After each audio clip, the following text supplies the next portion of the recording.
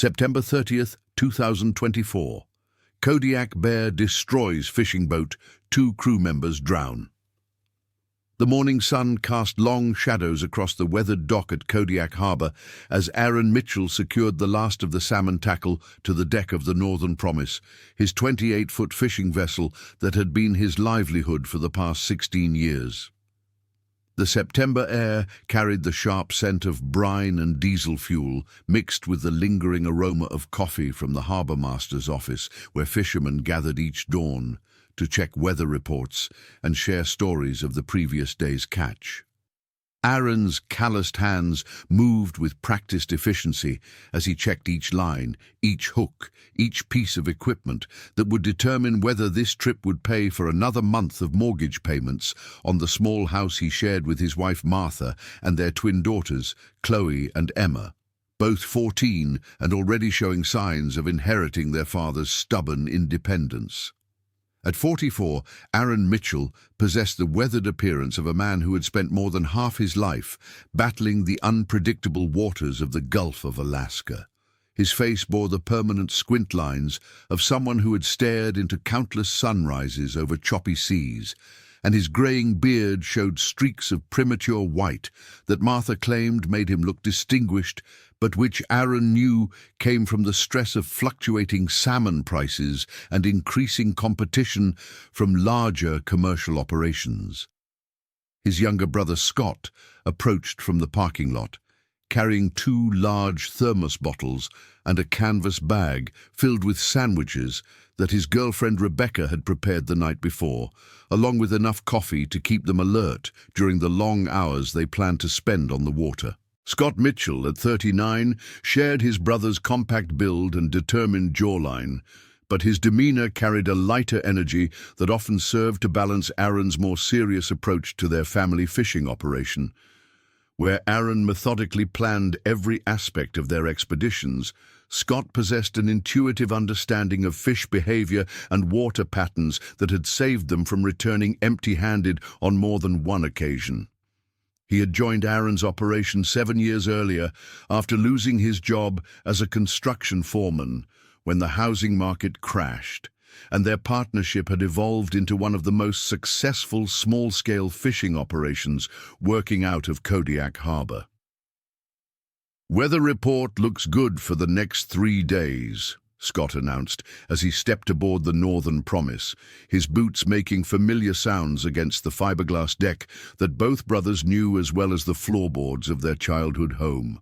Light winds from the southwest, seas running 2 to 4 feet, and the temperature should hold steady in the mid-40s. Charlie Hendricks was just telling me that the salmon are running thick near Lazy Bay, and the Sarah's Dream brought in over 300 pounds yesterday from the waters just north of Terror Point. Aaron nodded while continuing his equipment check, his mind already calculating fuel costs, travel time, and the optimal fishing spots based on current conditions and recent reports from other vessels.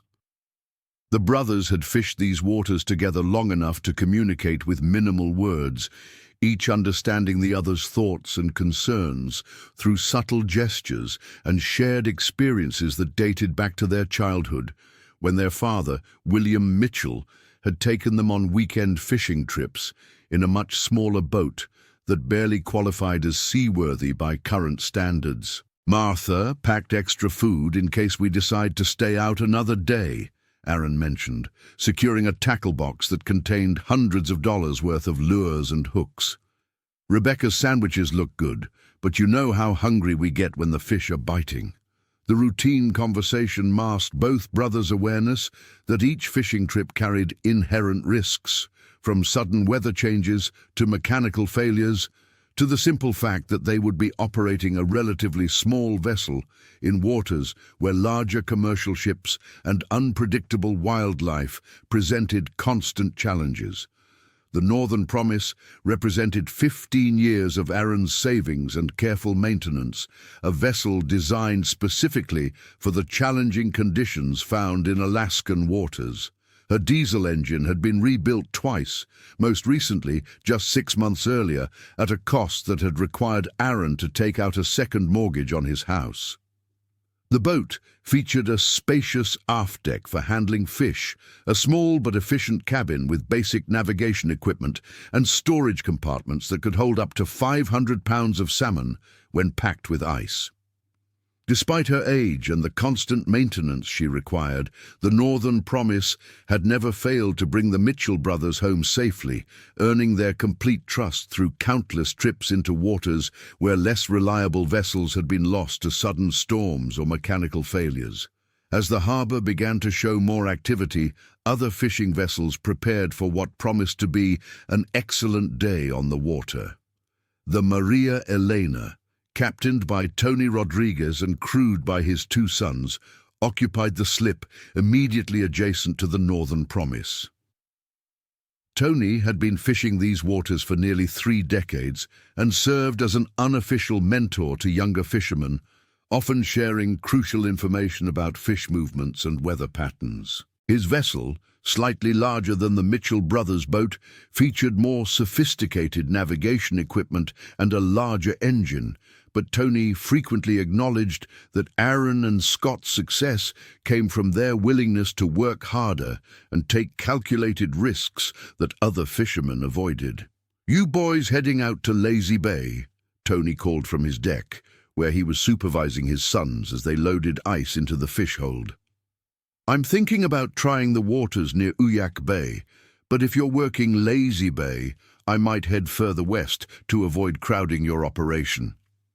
The courteous approach reflected the unwritten code among Kodiak's small boat fishermen, who understood that cooperation and mutual respect were essential for everyone's success in waters that could accommodate only so many vessels without reducing each boat's chances of a profitable catch.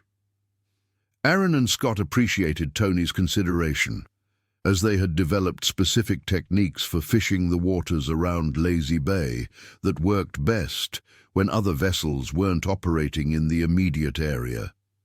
Their father had discovered a series of underwater structures and drop-offs in that region that consistently attracted salmon during their fall migration, and the brothers had refined their approach over multiple seasons to maximize their catch while minimizing the time spent on the water.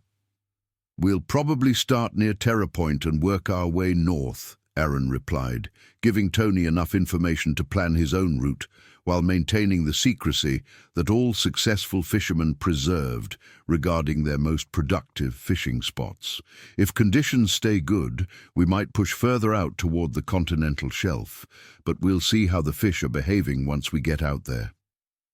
The Northern Promise's engine turned over on the second attempt, settling into the steady rhythm that Aaron knew indicated all systems were functioning properly. Scott cast off the dock lines while Aaron engaged the transmission, and the vessel moved slowly through the harbour toward open water, passing dozens of other fishing boats, pleasure craft, and the larger commercial vessels that dominated Kodiak's economy. The harbour's protective breakwater provided calm water for the first few minutes of their journey, allowing both brothers to complete final equipment checks and settle into the mental state required for a successful fishing expedition. Beyond the harbour's mouth, the Gulf of Alaska stretched toward the horizon in rolling swells that indicated favourable conditions for small boat operations. The weather forecast had proven accurate, with light winds creating minimal surface chop and clear skies, providing excellent visibility for spotting diving birds and other indicators of fish activity. Aaron pushed the throttle forward, bringing the Northern Promise up to her cruising speed of 18 knots, while Scott monitored their GPS position and began preparing the fishing equipment they would deploy once they reached their intended fishing grounds. The waters around Kodiak Island contained some of the most productive salmon fishing in North America, but they also presented hazards that demanded constant vigilance from anyone operating small vessels in the region. Sudden weather changes could create dangerous seas within minutes, while strong currents and hidden rocks posed navigation challenges that had claimed multiple vessels over the years. Additionally, the area's abundant marine life included species that could present unexpected dangers to fishermen, from aggressive sea lions to the occasional pod of killer whales that might approach fishing vessels out of curiosity or territorial instincts. During the 40-minute transit to their planned fishing area, Aaron and Scott discussed their strategy for the day, reviewing successful techniques from previous trips while considering modifications based on current conditions. The salmon migration patterns had been slightly different this season, possibly due to water temperature variations caused by changing ocean currents, and the brothers had noticed that fish were concentrating in deeper water than usual, requiring adjustments to their gear and fishing methods. "I'm thinking we should start with the larger spoons," Scott suggested, referring to the metal lures that mimicked the flash and movement of small baitfish. "The water's clear enough that the fish should be able to see them from a good distance, and if they're holding deeper like we think, the bigger lures will get down to the right depth faster." His recommendation reflected years of experience reading water conditions and understanding salmon behavior, knowledge that had been accumulated through countless hours on the water and careful observation of successful and unsuccessful fishing strategies.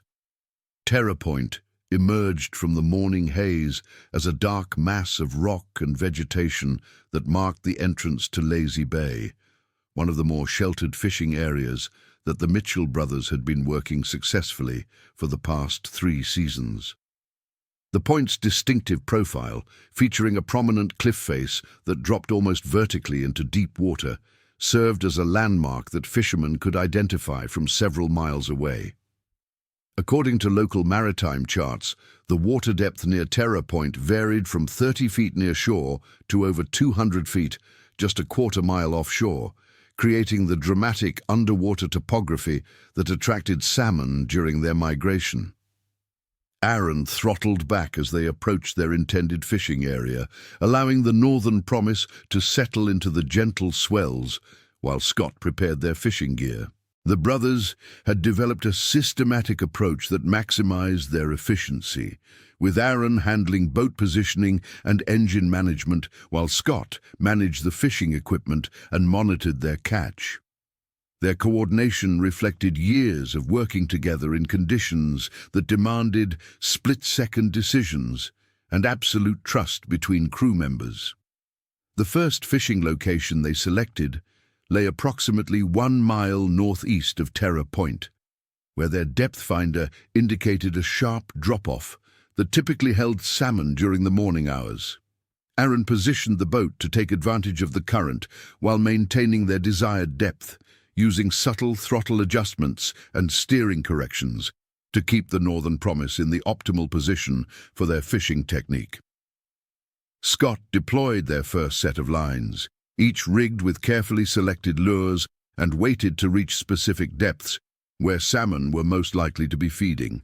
Within 20 minutes of beginning their fishing operations, Scott felt the distinctive tug that indicated a salmon had taken one of their lures.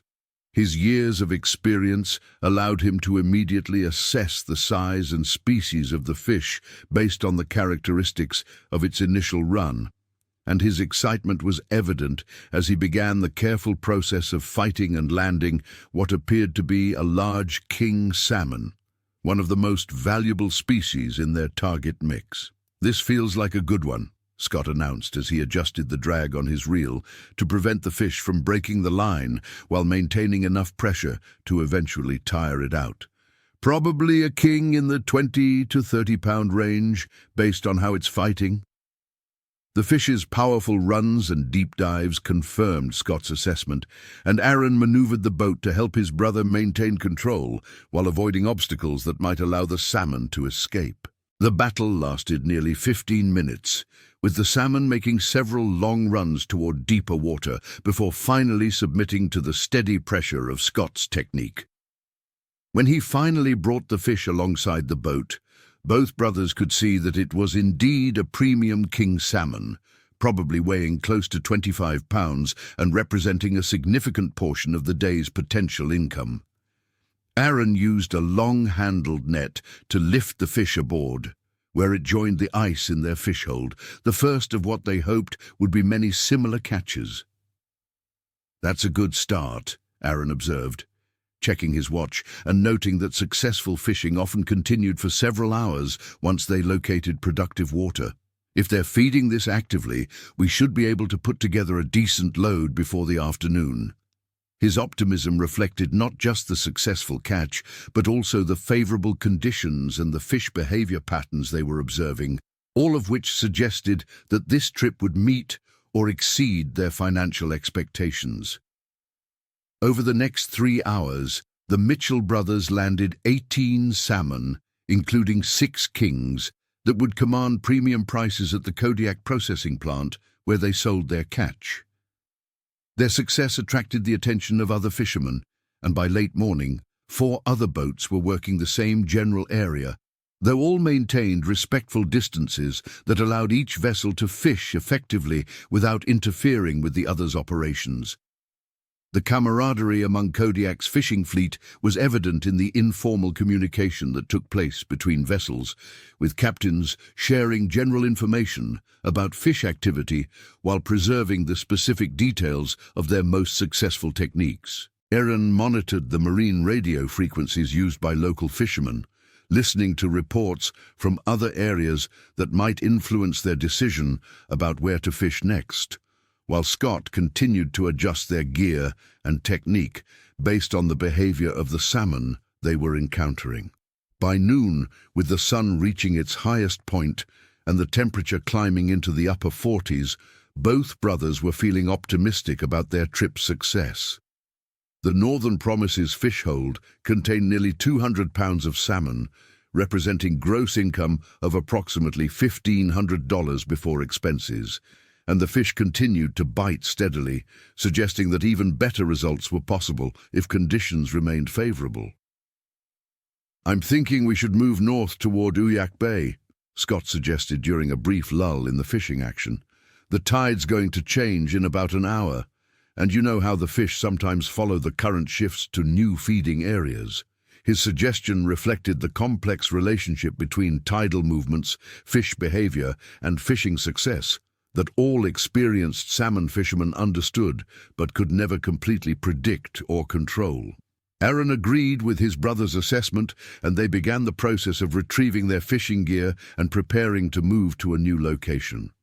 The waters around Terra Point had been productive, but both brothers understood that successful fishing required constant adaptation to changing conditions, and their willingness to relocate when necessary had consistently set them apart from less successful fishermen who tended to remain in one area regardless of results.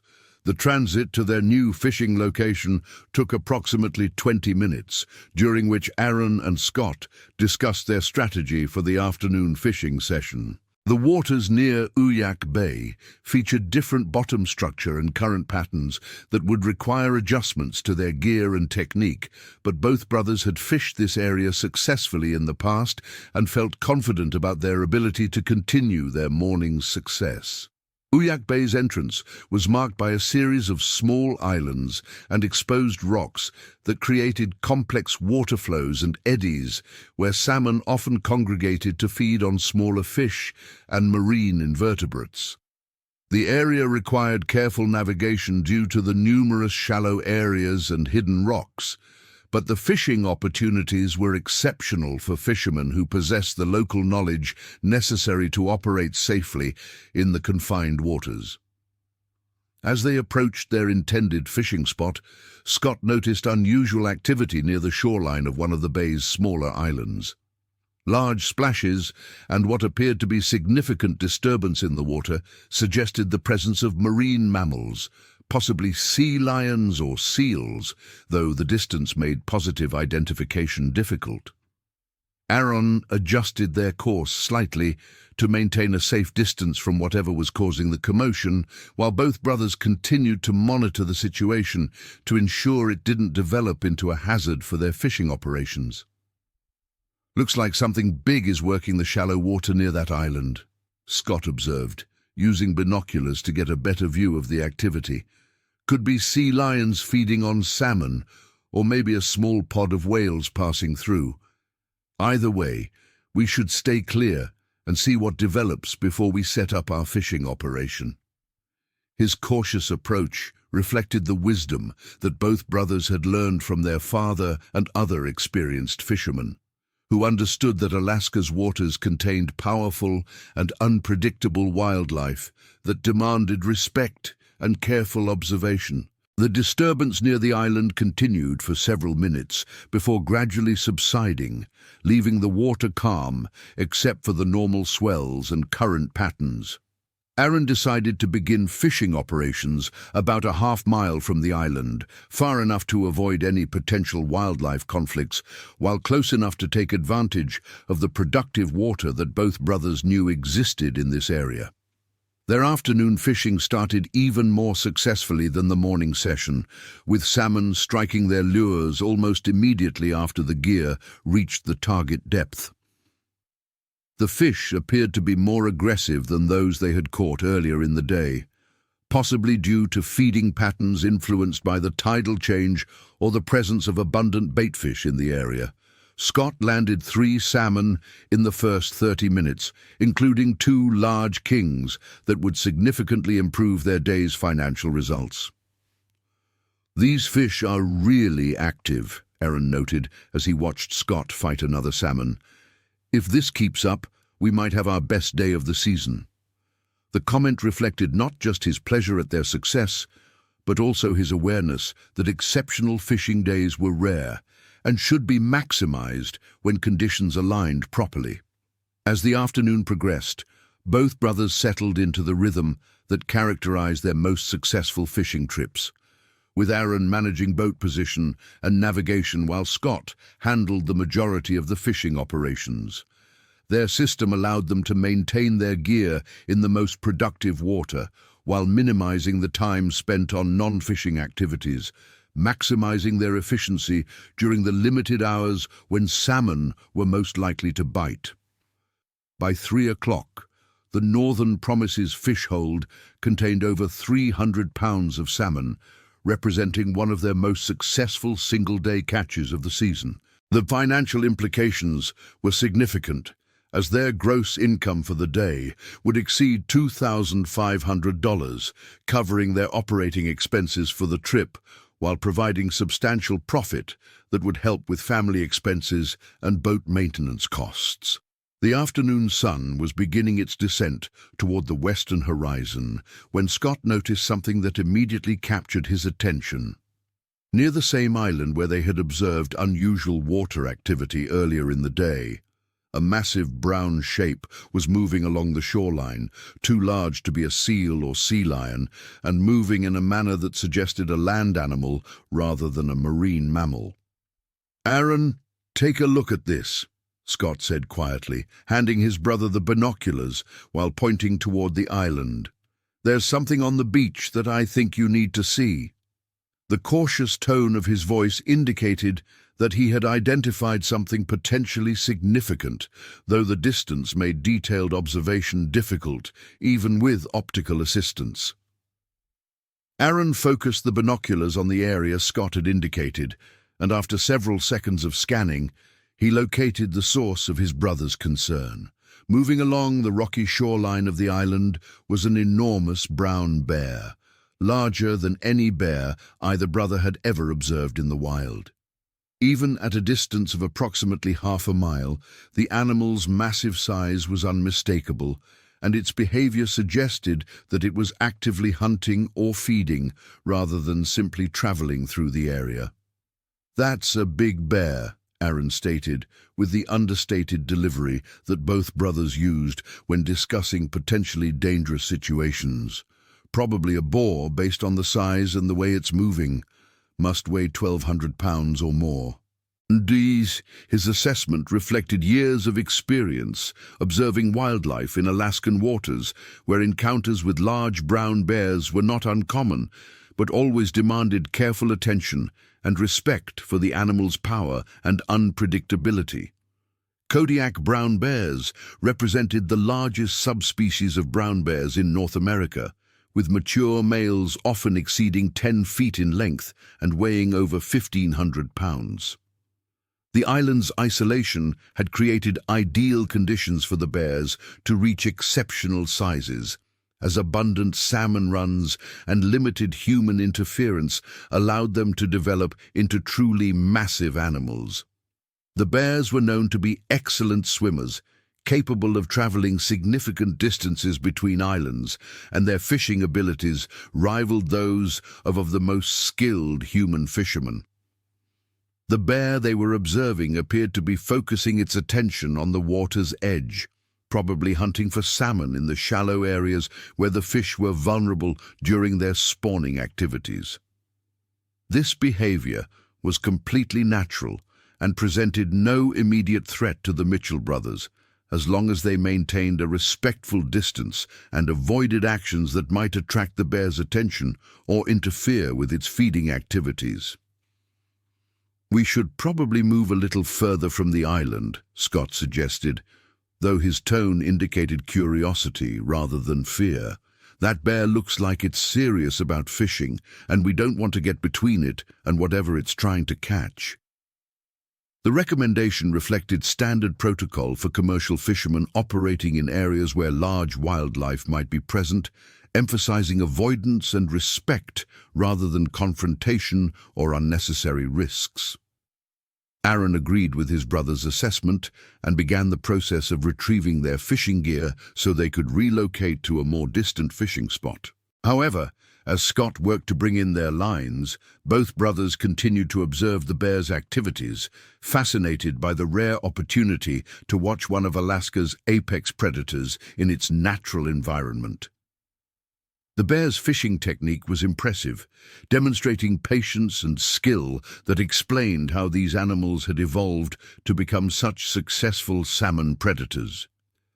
The bear would position itself at specific locations along the shoreline, remaining motionless for several minutes before making lightning-fast strikes into the water, often emerging with large salmon that it would consume immediately or carry to higher ground for later consumption. Its success rate appeared to be significantly higher than that of most human fishermen, demonstrating the evolutionary advantages that had made brown bears such effective competitors for the region's salmon resources. "Look at the technique on that bear," Scott observed with genuine admiration. "It's probably catching more fish per hour than we are, and it doesn't need a boat or any equipment." His comment reflected the respect that experienced outdoorsmen developed for wildlife that had mastered survival in environments where humans required substantial technological assistance to achieve similar results. As they watched, the bear suddenly stopped its fishing activities and raised its head, appearing to focus its attention on something beyond their field of vision. The animal's posture suggested alertness and possibly concern, with its ears forward and its body positioned for rapid movement. After several seconds of intense observation, the bear began moving toward the water, not along the shoreline as it had been doing, but directly into the bay in what appeared to be purposeful swimming behavior. "That's interesting," Aaron noted, adjusting the binoculars to track the bear's movement. "It looks like it's swimming directly toward deeper water, not just moving along the shore. I wonder what caught its attention." The bear's behavior was unusual, as these animals typically remained in shallow water or along shorelines when fishing, using the terrain to their advantage rather than venturing into open water where their mobility would be more limited. The bear's swimming ability was remarkable, with its massive body moving through the water with surprising speed and efficiency. Brown bears were known to be excellent swimmers, capable of covering several miles in open water when necessary, but observing such behavior was relatively rare, as the animals typically preferred to remain on land or in very shallow water, where they could maintain better control of their environment.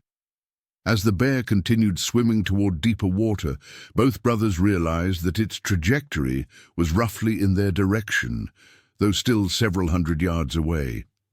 The animal appeared to be focused on something specific, possibly a concentration of salmon or some other attractant that had motivated it to leave the safety and familiarity of the shoreline for the challenges of open water swimming. "I think we should start moving away from here," Aaron announced, though his voice remained calm and controlled.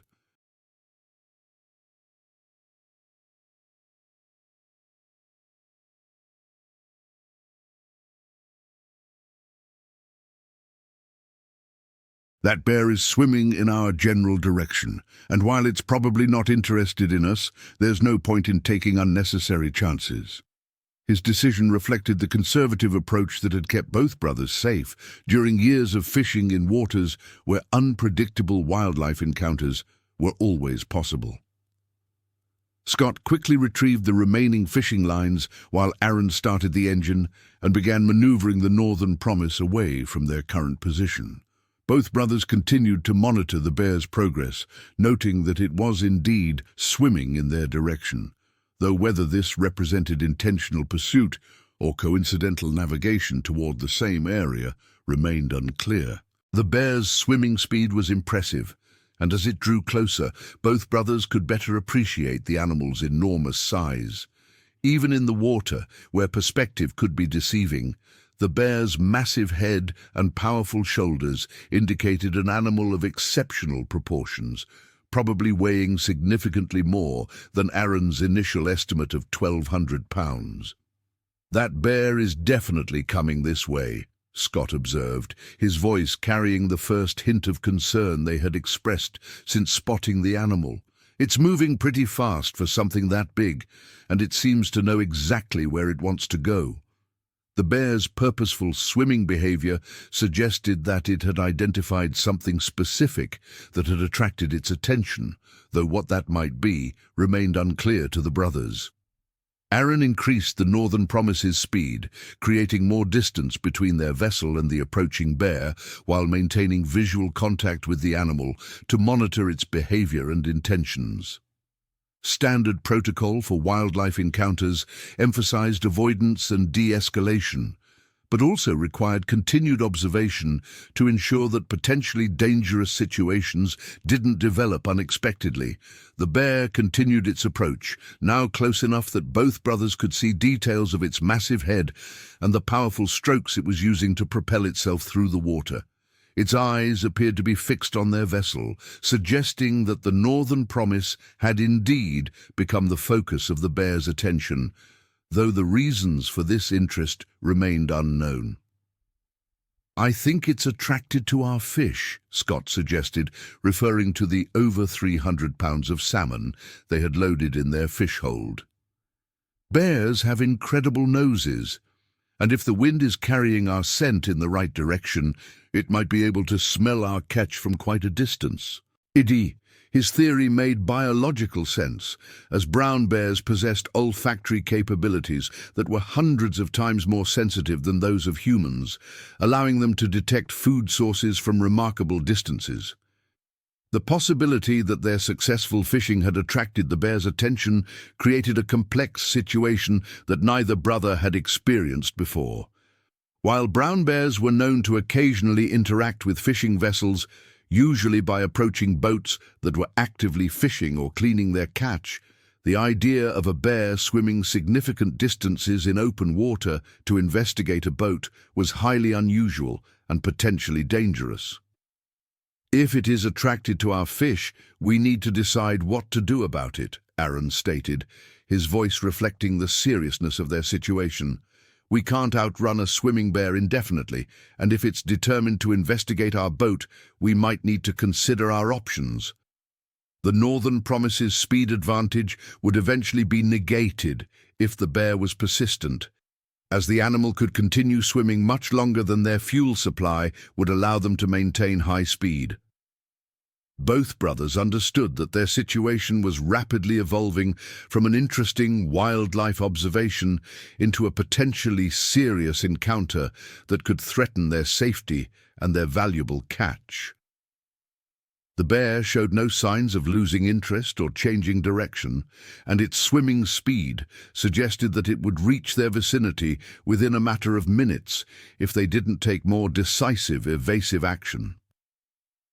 "We need to radio the Coast Guard or Fish and Wildlife," Scott suggested, though both brothers knew that help was at least an hour away, even in the best-case scenario.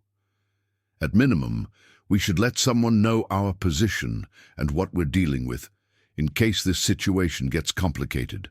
Emergency protocols emphasize communication as the first priority in any potentially dangerous situation, even when immediate assistance wasn't available.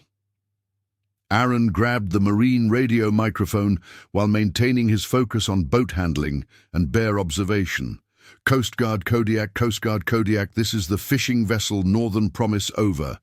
The standard emergency communication format was designed to clearly identify vessels and establish contact with authorities who could provide assistance or coordinate rescue operations if necessary. The response came immediately, indicating that the Coast Guard was monitoring their frequency and ready to assist with marine emergencies. "Fishing vessel Northern Promise. This is Coast Guard Kodiak. Go ahead with your transmission." The professional tone and immediate response reflected the Coast Guard's understanding that fishing vessels operating in Alaskan waters faced unique challenges that could develop into life-threatening emergencies with little warning. Coast Guard Kodiak, Northern Promise, is currently located approximately 2 miles northeast of Terror Point near Kodiak Island, Aaron transmitted, providing precise position information that would be essential if emergency response became necessary. "We have a large brown bear swimming directly toward our vessel. Estimated distance now approximately 200 yards and closing. We are requesting guidance on appropriate response procedures and want to establish our position for possible assistance." The Coast Guard's response indicated both familiarity with wildlife encounter protocols and concern about the unusual nature of the situation. "Northern Promise, Coast Guard Kodiak, we copy your position and situation. Are you currently in immediate danger? And do you require emergency assistance at this time?" The question established the urgency level, while gathering information needed to determine appropriate response measures. "Coast Guard Kodiak, we are not currently in immediate danger, but the situation is developing rapidly," Aaron replied, while continuing to monitor the bear's approach. "The bear appears to be swimming directly toward our vessel and shows no signs of changing direction or losing interest. We have approximately 300 pounds of salmon aboard, which may be attracting the animal's attention." As Aaron communicated with the Coast Guard, Scott continued to observe the bear's progress, noting that the animal was now close enough that he could see the determination in its eyes and the power of its swimming strokes.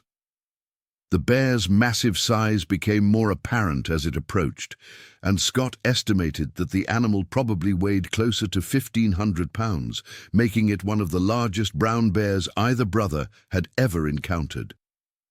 "Aaron, that bear is getting really close," Scott announced, his voice carrying increased urgency. "Maybe 50 yards now, and it's definitely focused on our boat.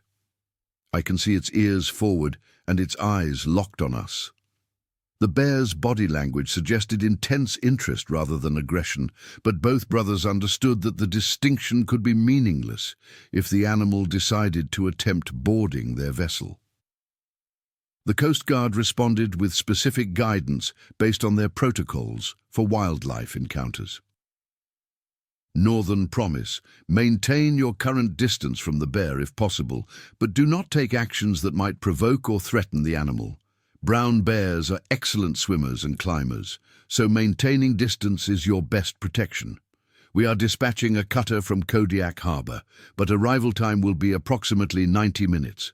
Continue to monitor the situation and report any changes immediately. Aaron acknowledged the Coast Guard's instructions while recognizing that 90 minutes represented a significant period of time if the bear remained focused on their vessel. The Northern Promise's fuel supply would allow them to maintain evasive maneuvers for several hours if necessary, but the psychological stress of the encounter was already affecting both brothers, and prolonged tension could lead to mistakes or poor decisions. The bear was now close enough that Scott could hear its breathing and the sound of water displacement as it continued its purposeful approach toward their vessel. The animal's focus appeared to be entirely concentrated on the Northern Promise, with no apparent interest in other stimuli or alternative objectives. Its swimming technique remained efficient and powerful, showing no signs of fatigue despite having covered a considerable distance from its starting point near the island. "I think we need to consider dumping some fish," Scott suggested, referring to the possibility of creating a distraction that might redirect the bear's attention away from their vessel. "If it's really after our catch, maybe we can give it what it wants and persuade it to leave us alone."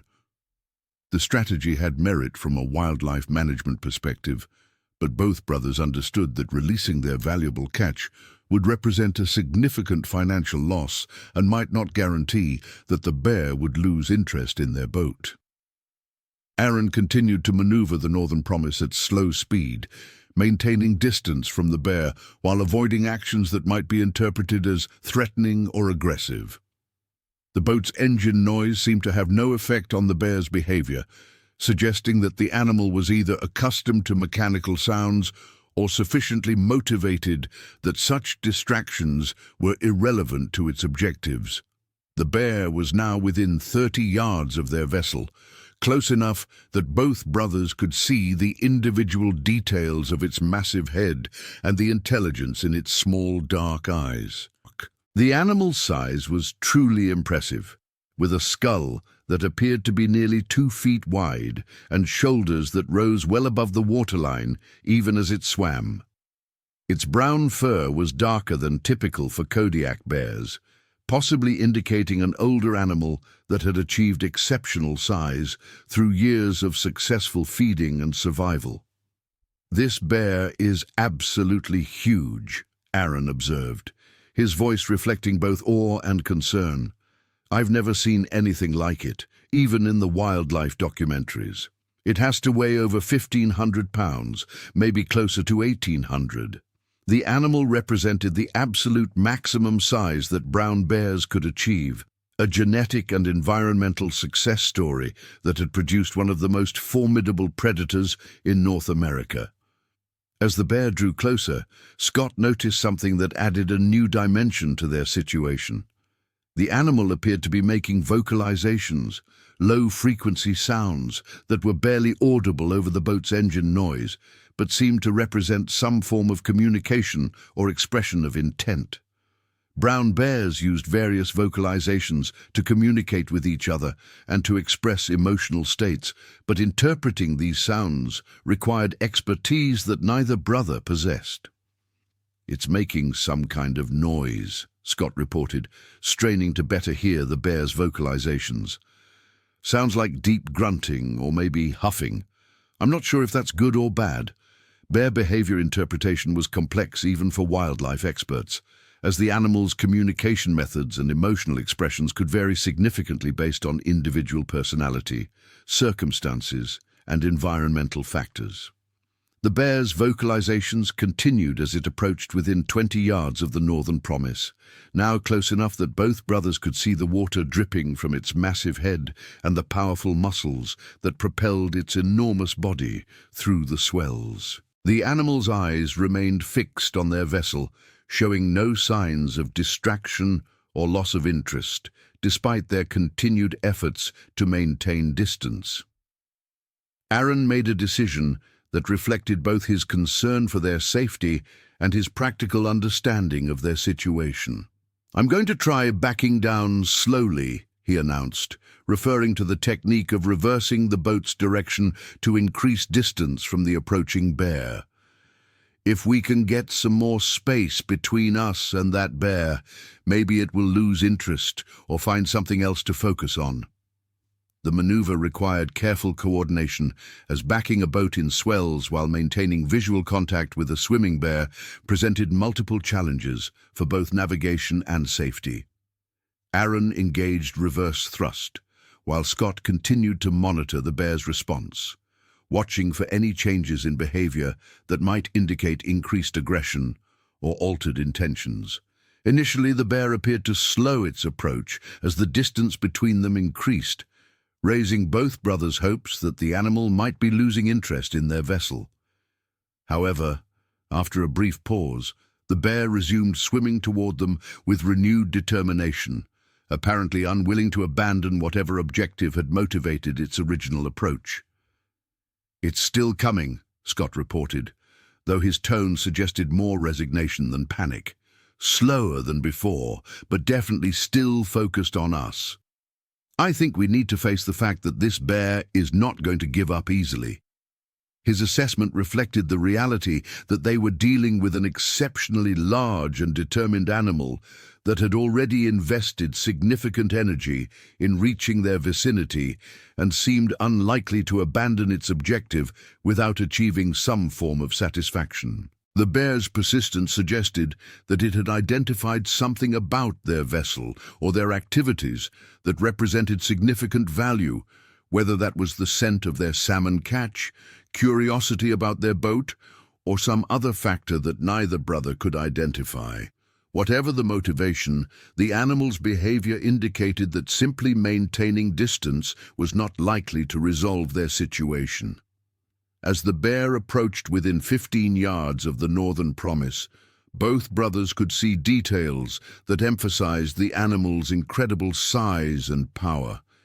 Its massive paws, each equipped with claws that measured several inches in length, were clearly visible as they propelled the bear through the water with strokes that displaced significant amounts of water. The bear's head, now clearly visible in detail, featured a massive skull and jaw structure that could easily crush bones or tear through materials that would resist human strength. "We need to make a decision about what we're going to do," Aaron announced, recognizing that their situation was approaching a critical point. "That bear is going to reach our boat in the next few minutes, and we need to have a plan for how to respond." The urgency in his voice reflected his understanding that reactive responses would be less effective than proactive strategies based on careful consideration of their options and likely outcomes. Scott had been considering their alternatives while monitoring the bear's approach, and his analysis suggested limited but potentially effective responses. "We have 3 basic options," he stated methodically. "We can try to scare it away with noise or aggressive actions, we can try to appease it with some of our catch, or we can prepare to defend ourselves if it tries to board the boat." Each option carried significant risks and uncertain outcomes, as neither brother had experience with such encounters to guide their decision-making. The bear was now close enough that they could hear its heavy breathing and the sound of water streaming from its massive body as it continued its approach. The animal's eyes showed no signs of fear or uncertainty, only focused determination that suggested it would not be easily discouraged from whatever objective had brought it so far from shore. Its swimming technique remained efficient, despite the distance it had already covered, indicating substantial remaining energy and endurance. Aaron decided to attempt the least confrontational response first, hoping that creating distance and noise might convince the bear that their vessel was not worth pursuing. He pushed the throttle forward, increasing their speed while sounding the boat's air horn in sharp blasts that echoed across the water and should have been clearly audible to any wildlife in the area. The bear's response to their increased speed and noise-making was immediate, but not what the brothers had hoped for. Rather than showing signs of discouragement or retreat, the animal appeared to interpret their actions as a challenge, increasing its own swimming speed and making more pronounced vocalizations that sounded distinctly more aggressive than its earlier communications. "That didn't work," Scott observed, as he watched the bear's reaction to their evasive maneuvers. "If anything, it seems more determined now. I think we need to consider option 2 and see if we can distract it with some fish." The strategy represented a middle ground between appeasement and confrontation, potentially satisfying the bear's apparent interest in their catch while avoiding direct conflict that neither brother was equipped to handle. Aaron agreed with his brother's assessment and began maneuvering the boat to allow Scott access to their fish hold while maintaining some distance from the pursuing bear. The process of retrieving salmon from their catch would require Scott to move to the aft deck, where he would be more exposed if the bear decided to attempt boarding their vessel, but the potential benefits of redirecting the animal's attention outweighed the temporary increase in risk. Scott carefully made his way to the fish hold, selecting several large salmon that would represent significant loss of income, but might serve to satisfy the bear's apparent hunger or curiosity. The salmon they had caught were premium specimens, each worth substantial money at the processing plant, but both brothers understood that their lives and safety were worth more than any financial consideration. As Scott prepared to deploy their fish offering, the bear approached within 10 yards of the Northern Promise, now close enough that both brothers could see individual details of its facial features and the intelligence that seemed to be evaluating their vessel and their activities. The animal's massive size was overwhelming at close range, with its head appearing to be nearly as large as some entire seals that the brothers had observed in these waters.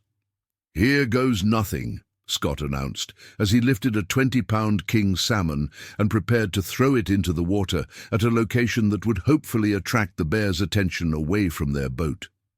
The salmon represented several $100s in lost income, but if it succeeded in redirecting the bear's focus, the cost would be justified by the resolution of their dangerous situation.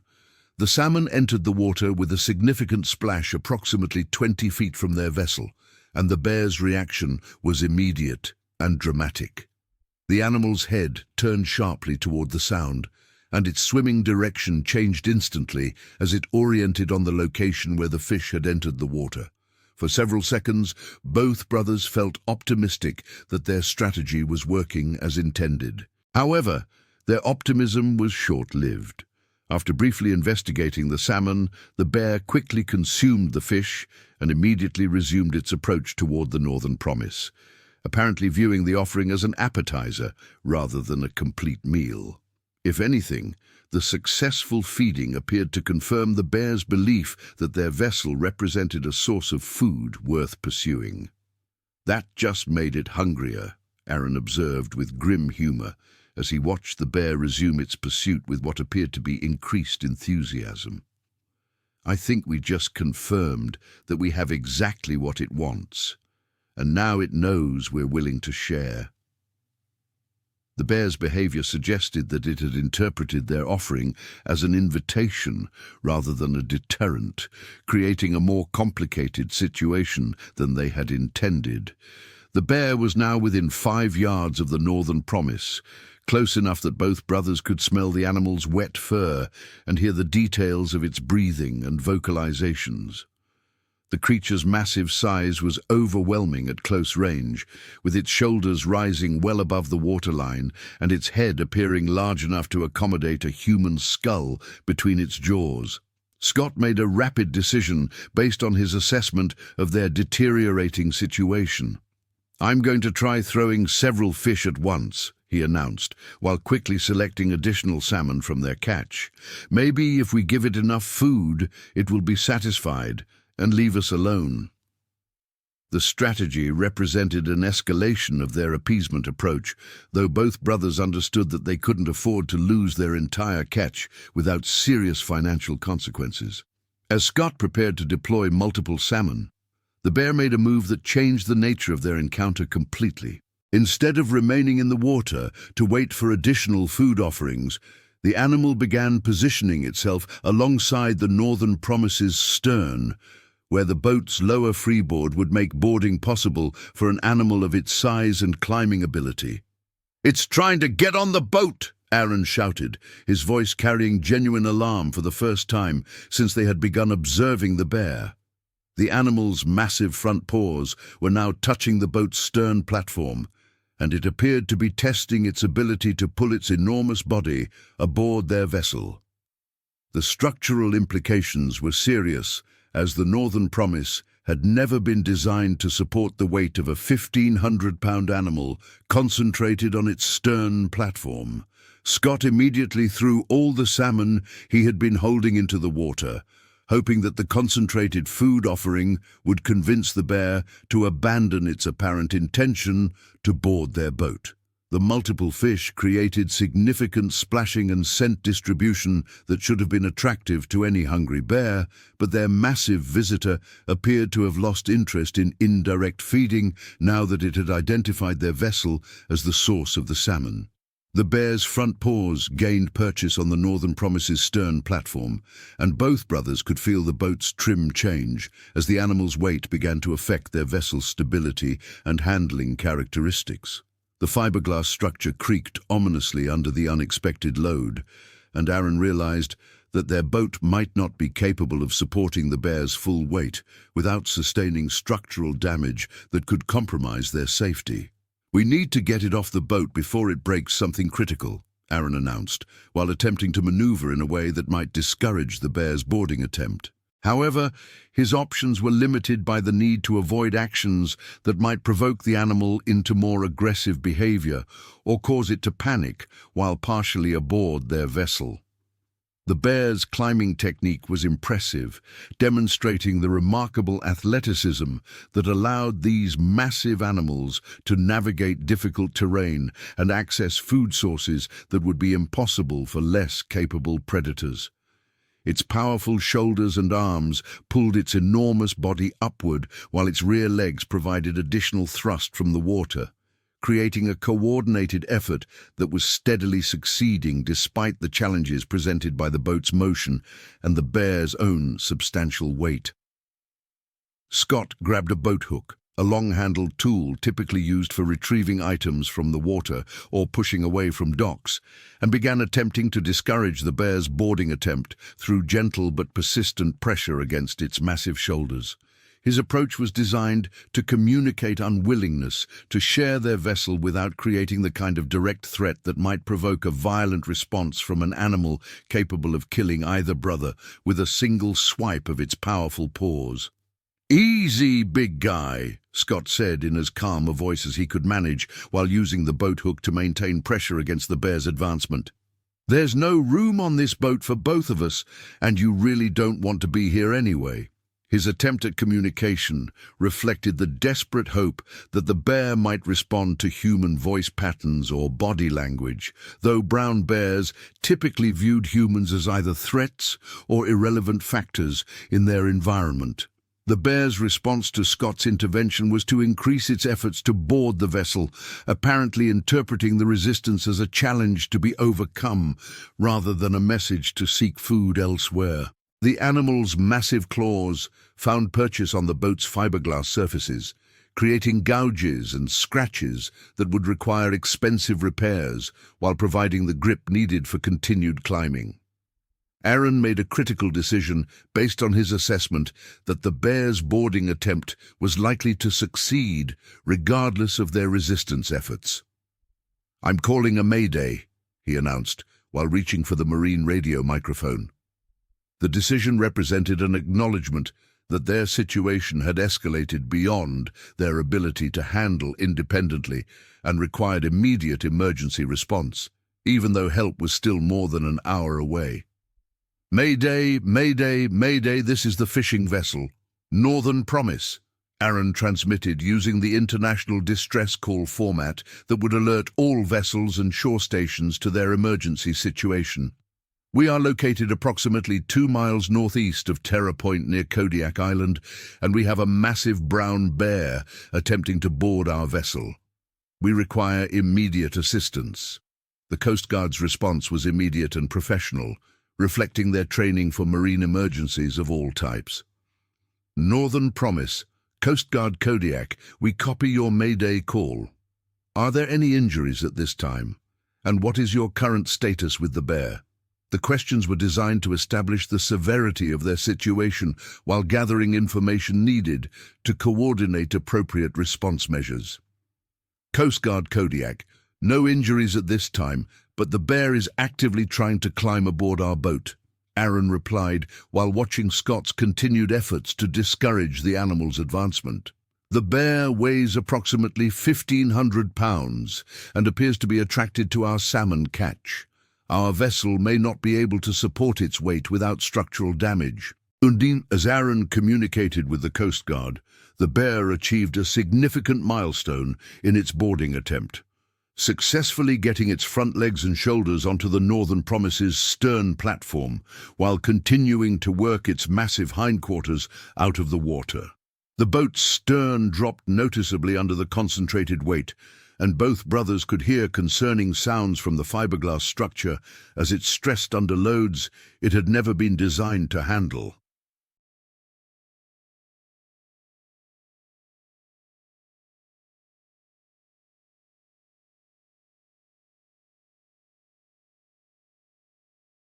The Bear's presence on their vessel created an immediate change in the dynamic of their encounter. No longer separated by water, both brothers were now sharing their limited deck space with one of North America's most powerful predators, an animal capable of moving with surprising speed despite its massive size, and equally capable of inflicting lethal damage with minimal effort. Scott continued his efforts to encourage the Bear to return to the water, using the boat hook to maintain gentle but persistent pressure against the animal's massive frame while speaking in calm tones that he hoped would communicate non-threatening intentions. "Come on, big guy. There's nothing here for you," he continued, though his voice carried increased tension as the Bear's successful boarding made their situation significantly more dangerous. The Bear's behavior on the boat was initially cautious, as it appeared to be assessing its new environment while maintaining its grip on the stern platform. Its massive head moved from side to side, investigating the various scents and sounds that characterized the Northern Promise's deck, and its small dark eyes seemed to be evaluating both brothers as potential threats or sources of the food it was seeking. Aaron continued to maneuver the boat carefully, recognizing that sudden movements or aggressive engine work might cause the Bear to panic or become defensive, either of which could lead to a catastrophic escalation of their already dangerous situation.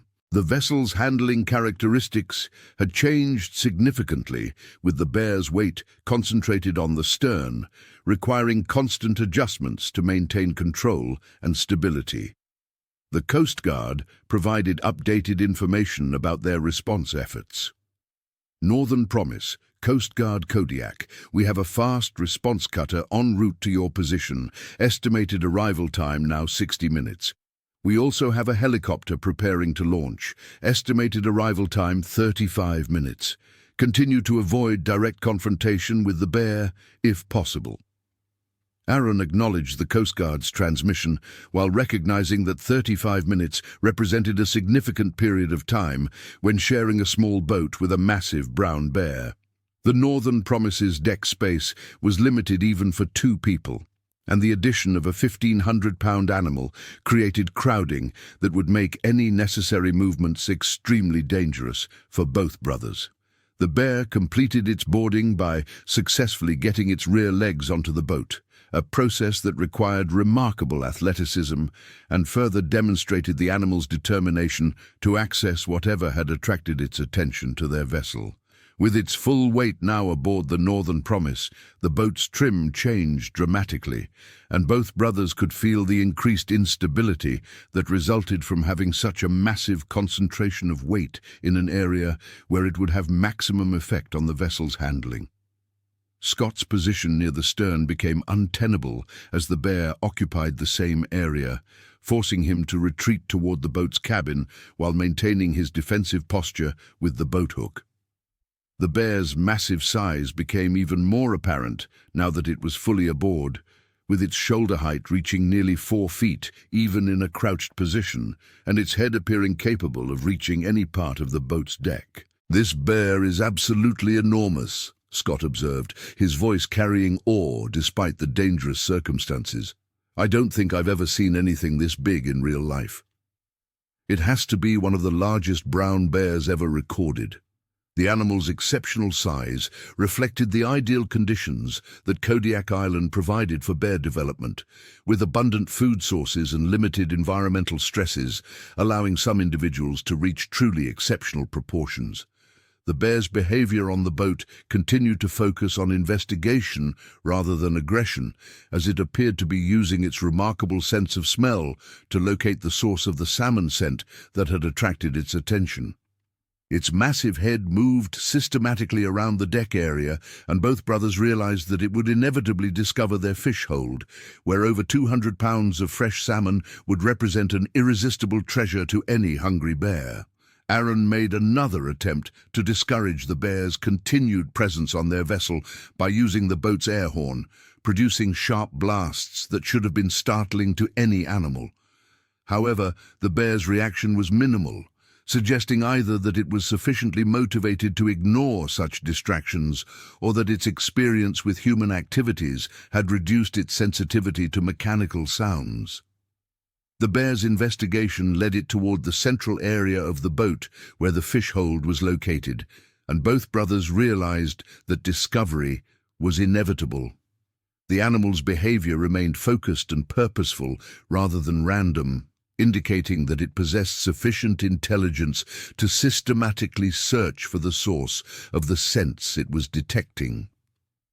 "It's going to find our fish," Scott stated with resignation, recognizing that their valuable catch was about to be consumed by their uninvited passenger. "Once it gets into that fish hold, we're going to have a real problem getting it off the boat." And Dune, the bear's access to their salmon, would likely reinforce its belief that their vessel represented a valuable food source worth defending or remaining near for extended periods. The bear discovered the fish hold with efficiency that demonstrated its remarkable olfactory capabilities and problem-solving intelligence. The animal's massive paws easily manipulated the hold's cover, and its reaction to the sight and scent of over 200 pounds of fresh salmon was immediate and enthusiastic. The bear began feeding with the single-minded focus that characterized apex predators when accessing high-quality food sources. Both brothers watched with mixed emotions as their valuable catch was consumed by their massive visitor. The financial loss represented by the bear's feeding was substantial, possibly exceeding $3,000 in gross income, but both men understood that their lives and safety were worth more than any monetary consideration. Additionally, they hoped that satisfying the bear's appetite might encourage it to leave their vessel once it had consumed sufficient food. The bear's feeding technique was impressive, demonstrating the efficient methods that had allowed brown bears to become such successful predators. Large salmon were consumed entirely within seconds, with the animal's powerful jaws and teeth making short work of fish that would have represented significant meals for human consumption. The bear's capacity seemed almost unlimited as it continued feeding without apparent satiation despite consuming dozens of pounds of salmon. Aaron continued to monitor their situation while maintaining radio contact with the Coast Guard, providing updates on the bear's behavior and their current status. Coast Guard, Kodiak, Northern Promise. The bear is currently feeding from our fish hold and appears to be focused on that activity. We are maintaining distance and avoiding actions that might provoke aggressive behavior. The Coast Guard's response included specific guidance for managing their encounter until help could arrive. Northern Promise. Maintain your current approach of avoiding confrontation. Brown bears typically focus on food acquisition when feeding opportunities are available, and the animal may lose interest in your vessel once it has consumed sufficient salmon. Continue to report any changes in behavior immediately. Scott found the bear's feeding behavior fascinating despite the dangerous circumstances, as few people had the opportunity to observe such a massive predator feeding at close range. The animal's efficiency was remarkable, and its apparent comfort level on their vessel suggested either extensive experience with human-related activities or sufficient confidence in its own capabilities to ignore potential threats from the boat's human occupants. The bear's consumption of their salmon catch continued for nearly 30 minutes, during which time both brothers remained as motionless and non-threatening as possible while monitoring the animal's behavior for any signs of increased aggression or territorial behavior. The Northern Promise's deck space remained cramped with the bear's presence, but the animal's focus on feeding reduced the immediate danger to both men. As the bear's feeding activity began to slow, both brothers hoped that satiation might lead to the animal's departure from their vessel. However, their optimism was tempered by the recognition that brown bears were capable of consuming enormous quantities of food when available, and their uninvited passenger showed no signs of losing interest in the remaining salmon or in the boat itself as a feeding platform.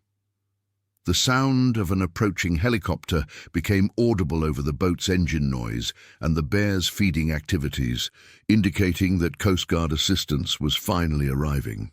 Both brothers felt significant relief at the prospect of professional help, though they remained uncertain about how wildlife authorities would manage the removal of such a massive animal from their vessel without endangering everyone involved.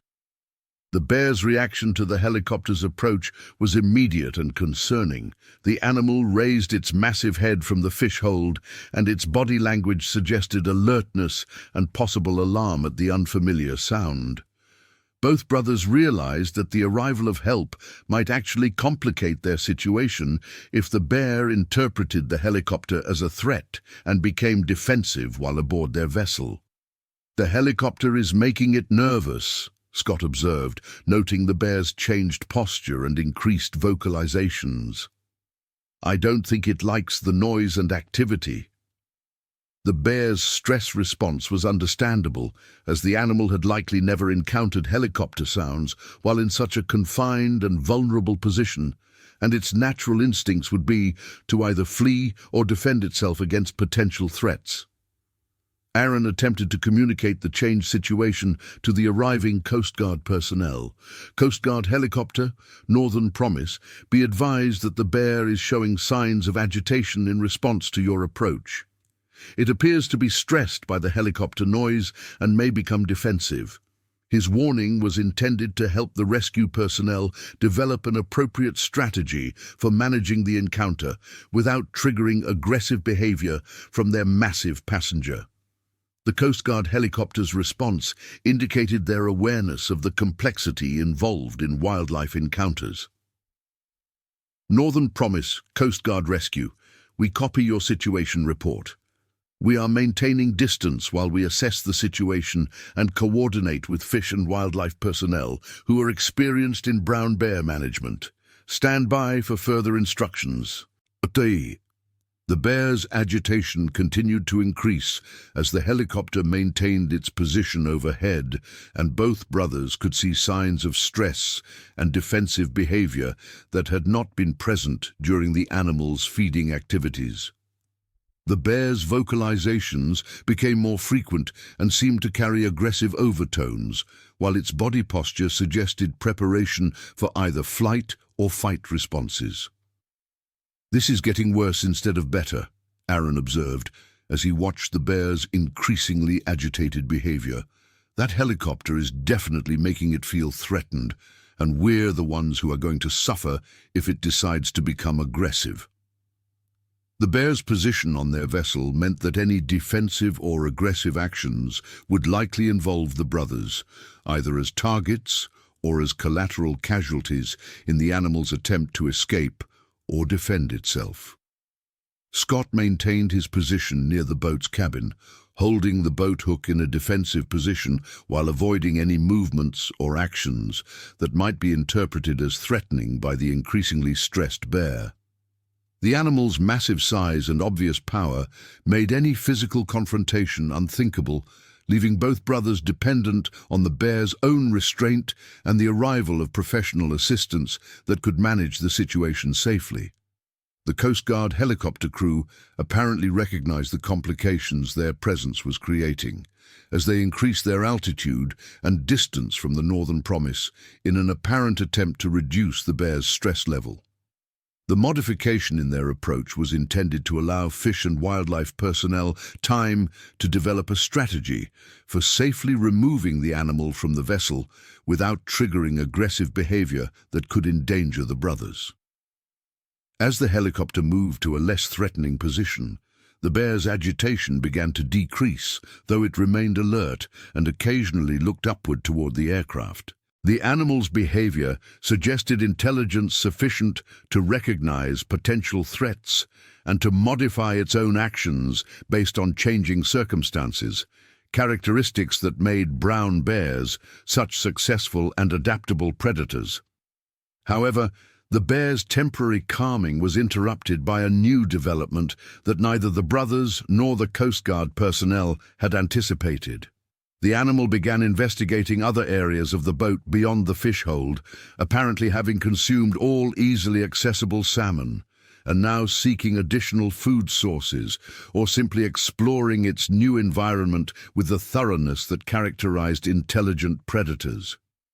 The bear's exploration brought it closer to both brothers, reducing their safety margin and increasing the psychological pressure of sharing their limited deck space with such a massive and potentially dangerous animal. The bear's movements were deliberate and confident, showing no signs of fear or uncertainty about its presence aboard the vessel or its interactions with the human occupants. "It's getting more comfortable here," Scott observed with concern as he watched the bear's systematic investigation of their boat.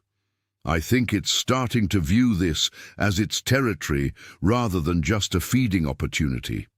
The bear's behavior suggested that it might be preparing to remain aboard the vessel for an extended period, a development that would create serious problems for both the brothers' safety and any rescue efforts. Aaron maintained radio contact with the Coast Guard while monitoring the bear's continued exploration of their vessel.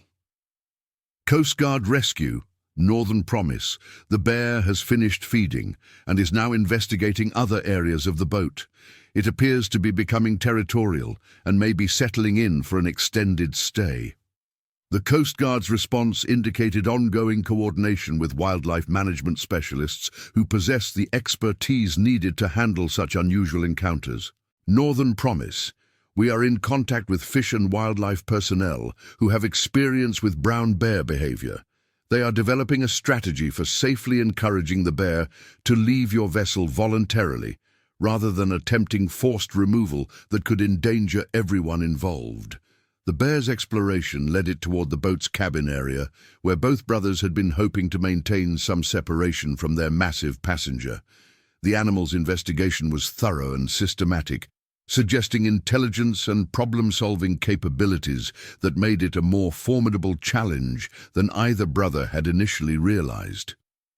As the bear approached the cabin area, both brothers were forced to retreat further, finding themselves with increasingly limited options for maintaining safe distances from an animal that showed no signs of fear or respect for human presence. The Northern Promise's limited deck space was becoming a serious handicap as the bear claimed more territory and reduced their maneuvering room. The bear's behavior near the cabin included attempts to investigate the structure itself, possibly seeking additional food sources or simply satisfying its curiosity about human-constructed environments. Its massive paws tested various surfaces and openings, demonstrating remarkable dexterity for such a large animal, while also showing the potential for significant structural damage to the boat's systems. "I don't think this bear has any intention of leaving," Aaron stated as he watched the animal's continued investigation and apparent comfort level aboard their vessel. "It's acting like it owns the boat now, and we're just passengers." The bear's territorial behavior suggested that conventional methods of encouraging its departure might be ineffective, requiring more specialized intervention from wildlife management professionals. Scott's position became increasingly precarious as the bear's exploration brought it closer to the cabin area where he had been seeking refuge. The animal's massive size made it impossible to maintain adequate safety distances in the confined space of their boat's deck, and both brothers realized that their situation was becoming more dangerous as the bear's comfort level increased. The Coast Guard helicopter crew reported new developments in their coordination with wildlife specialists. Northern Promise. Coast Guard rescue, fish and wildlife personnel recommend attempting to create noise distraction from the water rather than from aircraft, which may be less threatening to the bear. We are positioning our rescue swimmer in the water at a safe distance to attempt audio deterrent methods. Aaron acknowledged the new strategy while recognizing that any intervention carried risks of unpredictable responses from an animal that had already demonstrated remarkable determination and intelligence. Coast Guard Rescue, Northern Promise, copies your plan. The bear is currently investigating our cabin area and appears to be completely comfortable aboard our vessel. The rescue swimmer's approach from the water represented a different kind of intervention that might be less threatening to the bear than overhead aircraft. But both brothers understood that the animal's responses remained unpredictable, especially given its exceptional size and apparent confidence in its current situation. The bear's investigation of the cabin area led to a development that significantly escalated their situation. The animal discovered that the cabin door could be manipulated, and its powerful paws began working to gain access to the interior spaces where additional food or shelter might be available. The potential for the bear to enter the cabin created serious problems, as it would effectively trap both brothers on the exterior deck with no refuge options. "It's trying to get into the cabin," Scott announced with obvious alarm as he watched the bear's systematic attempts to gain entry to the boat's interior. "If it gets inside, we'll have no place to go except over the side." The bear's access to the cabin would fundamentally change the power dynamic aboard their vessel, giving the animal complete control over the boat's interior spaces while forcing the brothers into increasingly vulnerable positions. Aaron made a rapid decision based on their deteriorating situation. "We need to consider abandoning ship," he stated, though both brothers understood that entering the water would create different but equally serious dangers. "If that bear gets into the cabin, we'll have no safe areas left on the boat, and we can't stay on deck indefinitely with an animal that size." The Coast Guard rescue swimmer had positioned himself approximately 50 yards from the Northern Promise and began attempting audio deterrent techniques designed to encourage the bear to leave the vessel voluntarily. His approach involved using marine safety whistle blasts and vocal commands in patterns that wildlife specialists had determined were most likely to be effective with brown bears. The bear's reaction to the rescue swimmer's deterrent efforts was immediate, but not what anyone had hoped for. Rather than showing signs of leaving the vessel, the animal appeared to become more defensive, positioning itself in a way that suggested preparation to protect its newly claimed territory from external threats. "The deterrent isn't working," Scott observed, as he watched the bear's response to the rescue swimmer's efforts. "If anything, it's making the bear more determined to stay on the boat." The animal's defensive posture suggested that it interpreted the external sounds as challenges to its possession of the vessel and its food resources. The bear's continued efforts to gain access to the cabin met with partial success as it managed to partially open the door, creating a gap that would allow entry of its massive head and shoulders. Both brothers realized that complete cabin access was likely within minutes, leaving them with increasingly limited options for maintaining their safety. Aaron made the decision that both brothers had been dreading, but which appeared to be their only viable option. "We're going to have to go into the water," he announced, while beginning to prepare emergency equipment that would improve their survival chances in the cold Gulf of Alaska waters.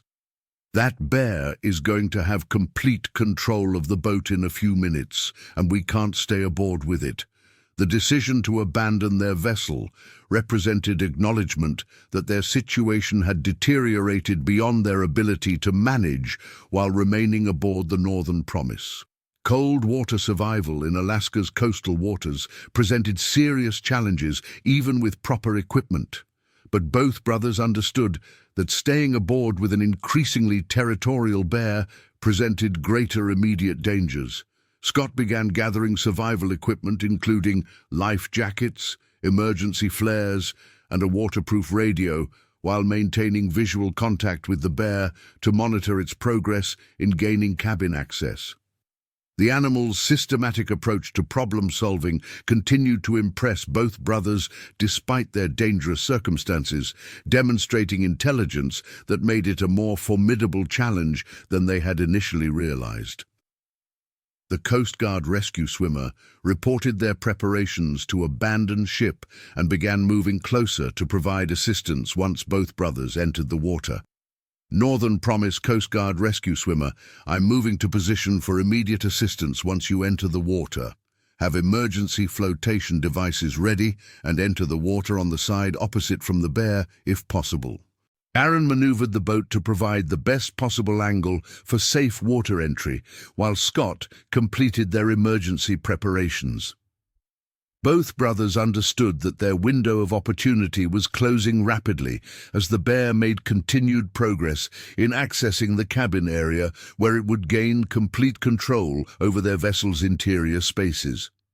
The bear succeeded in opening the cabin door sufficiently to get its massive head inside, and its obvious satisfaction with this development suggested that complete entry was imminent. The sight of the enormous animal investigating their boat's interior created a surreal situation that neither brother would have believed possible when they had begun their fishing trip that morning. "This is it," Aaron announced as he prepared to shut down the boat's engine and abandon their vessel to the bear's control. "We're going over the side on my count.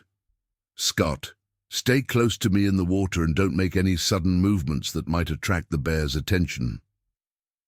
Both brothers positioned themselves at the boat's rail, farthest from the bear's location, though the animal's massive size made it visible from anywhere on deck. The Northern Promise's railing provided a good exit point into water that appeared to be relatively calm, though both men understood that even brief immersion in Alaska's coastal waters would begin affecting their core body temperature immediately. 1, 2, 3, Aaron counted, and both brothers simultaneously entered the water, abandoning their vessel and their remaining catch to their massive, uninvited passenger. The shock of cold water was immediate and intense, but both men had anticipated the temperature and were prepared to manage the physiological challenges of cold water exposure until rescue could be completed. The Coast Guard rescue swimmer reached both brothers within seconds of their water entry, providing immediate assistance and professional evaluation of their condition. "Are either of you injured?" he asked while helping to support both men in the water. "We need to get you out of here quickly before hypothermia becomes a factor." Both brothers confirmed that they were uninjured, but recognized the urgency of completing their rescue before cold water exposure became a serious threat to their survival. The Coast Guard helicopter moved into position overhead while maintaining sufficient altitude to avoid disturbing the bear, which remained focused on investigating the Northern Promise's cabin interior. The rescue swimmer's professionalism and expertise were evident as he coordinated the helicopter extraction of both brothers, using standard cold water rescue protocols that prioritized speed and efficiency while maintaining safety for all personnel involved. Both Aaron and Scott were lifted from the water and transferred to the helicopter within minutes, ending their direct involvement in the encounter, but leaving their vessel in the possession of one of Alaska's largest brown bears. From the helicopter, both brothers could observe their abandoned vessel and its massive passenger, noting that the bear had successfully gained complete access to the cabin and appeared to be thoroughly investigating the interior spaces. The Northern Promise looked small and fragile with the enormous animal aboard, and both men realized how fortunate they had been to escape without injury from an encounter with such a formidable predator. The Coast Guard helicopter crew reported the successful rescue while maintaining observation of the bear and the abandoned vessel. Coast Guard Kodiak, rescue helicopter. We have successfully recovered both fishermen from the water. No injuries reported. The bear remains aboard the fishing vessel and appears to be investigating the cabin interior. Coast Guard Kodiak acknowledged the successful rescue while coordinating continued monitoring of the situation until wildlife authorities could determine appropriate methods for eventually recovering the vessel. Rescue helicopter. Coast Guard Kodiak copies successful rescue. Maintain observation at safe distance while Fish and Wildlife develops strategy for bear removal and vessel recovery. Aaron and Scott received immediate medical evaluation aboard the helicopter, with rescue personnel monitoring them for signs of hypothermia or other complications from their cold water exposure. Both brothers were found to be in good condition despite their ordeal, though the psychological impact of their encounter was evident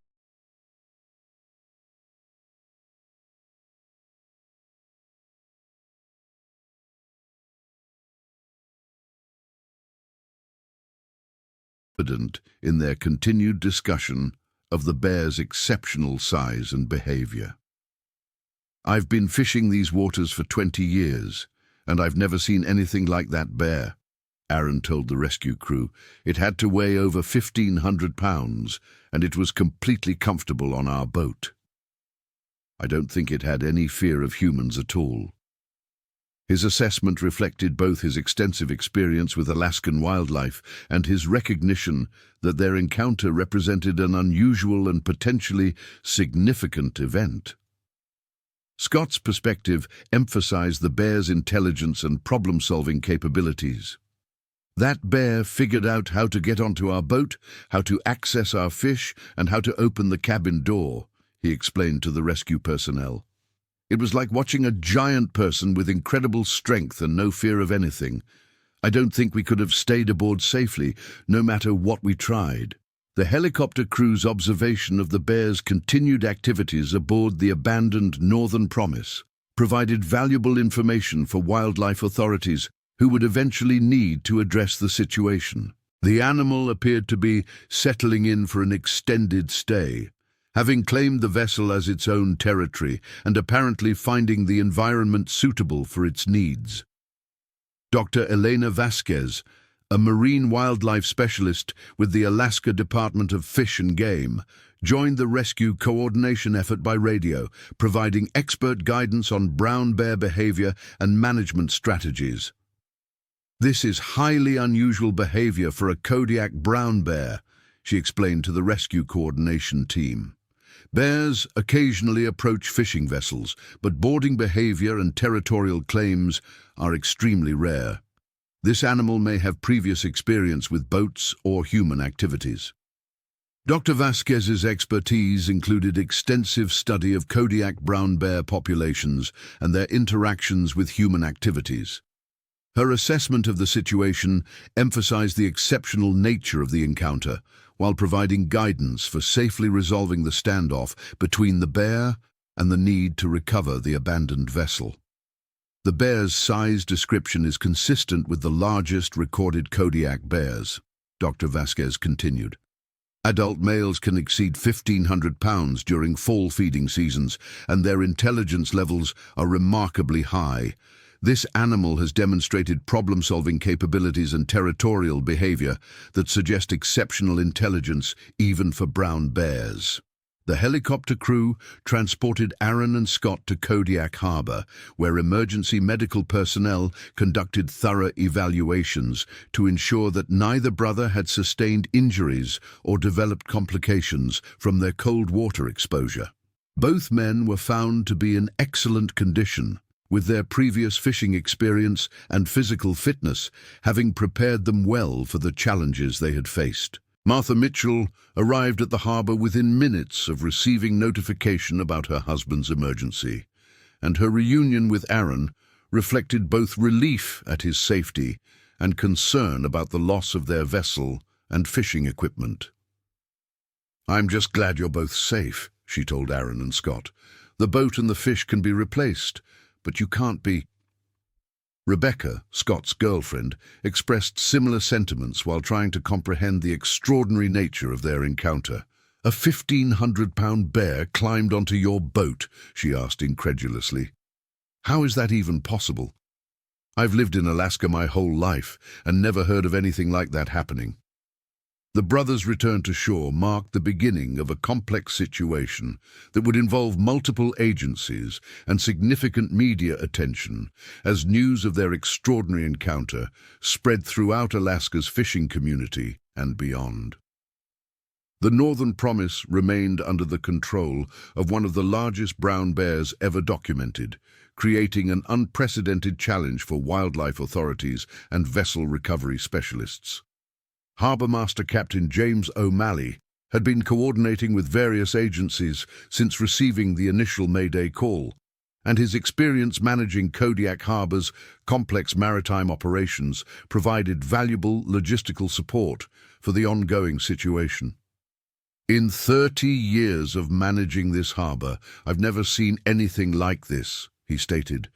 "We've had bears swimming near boats before, but nothing even close to what these men experienced."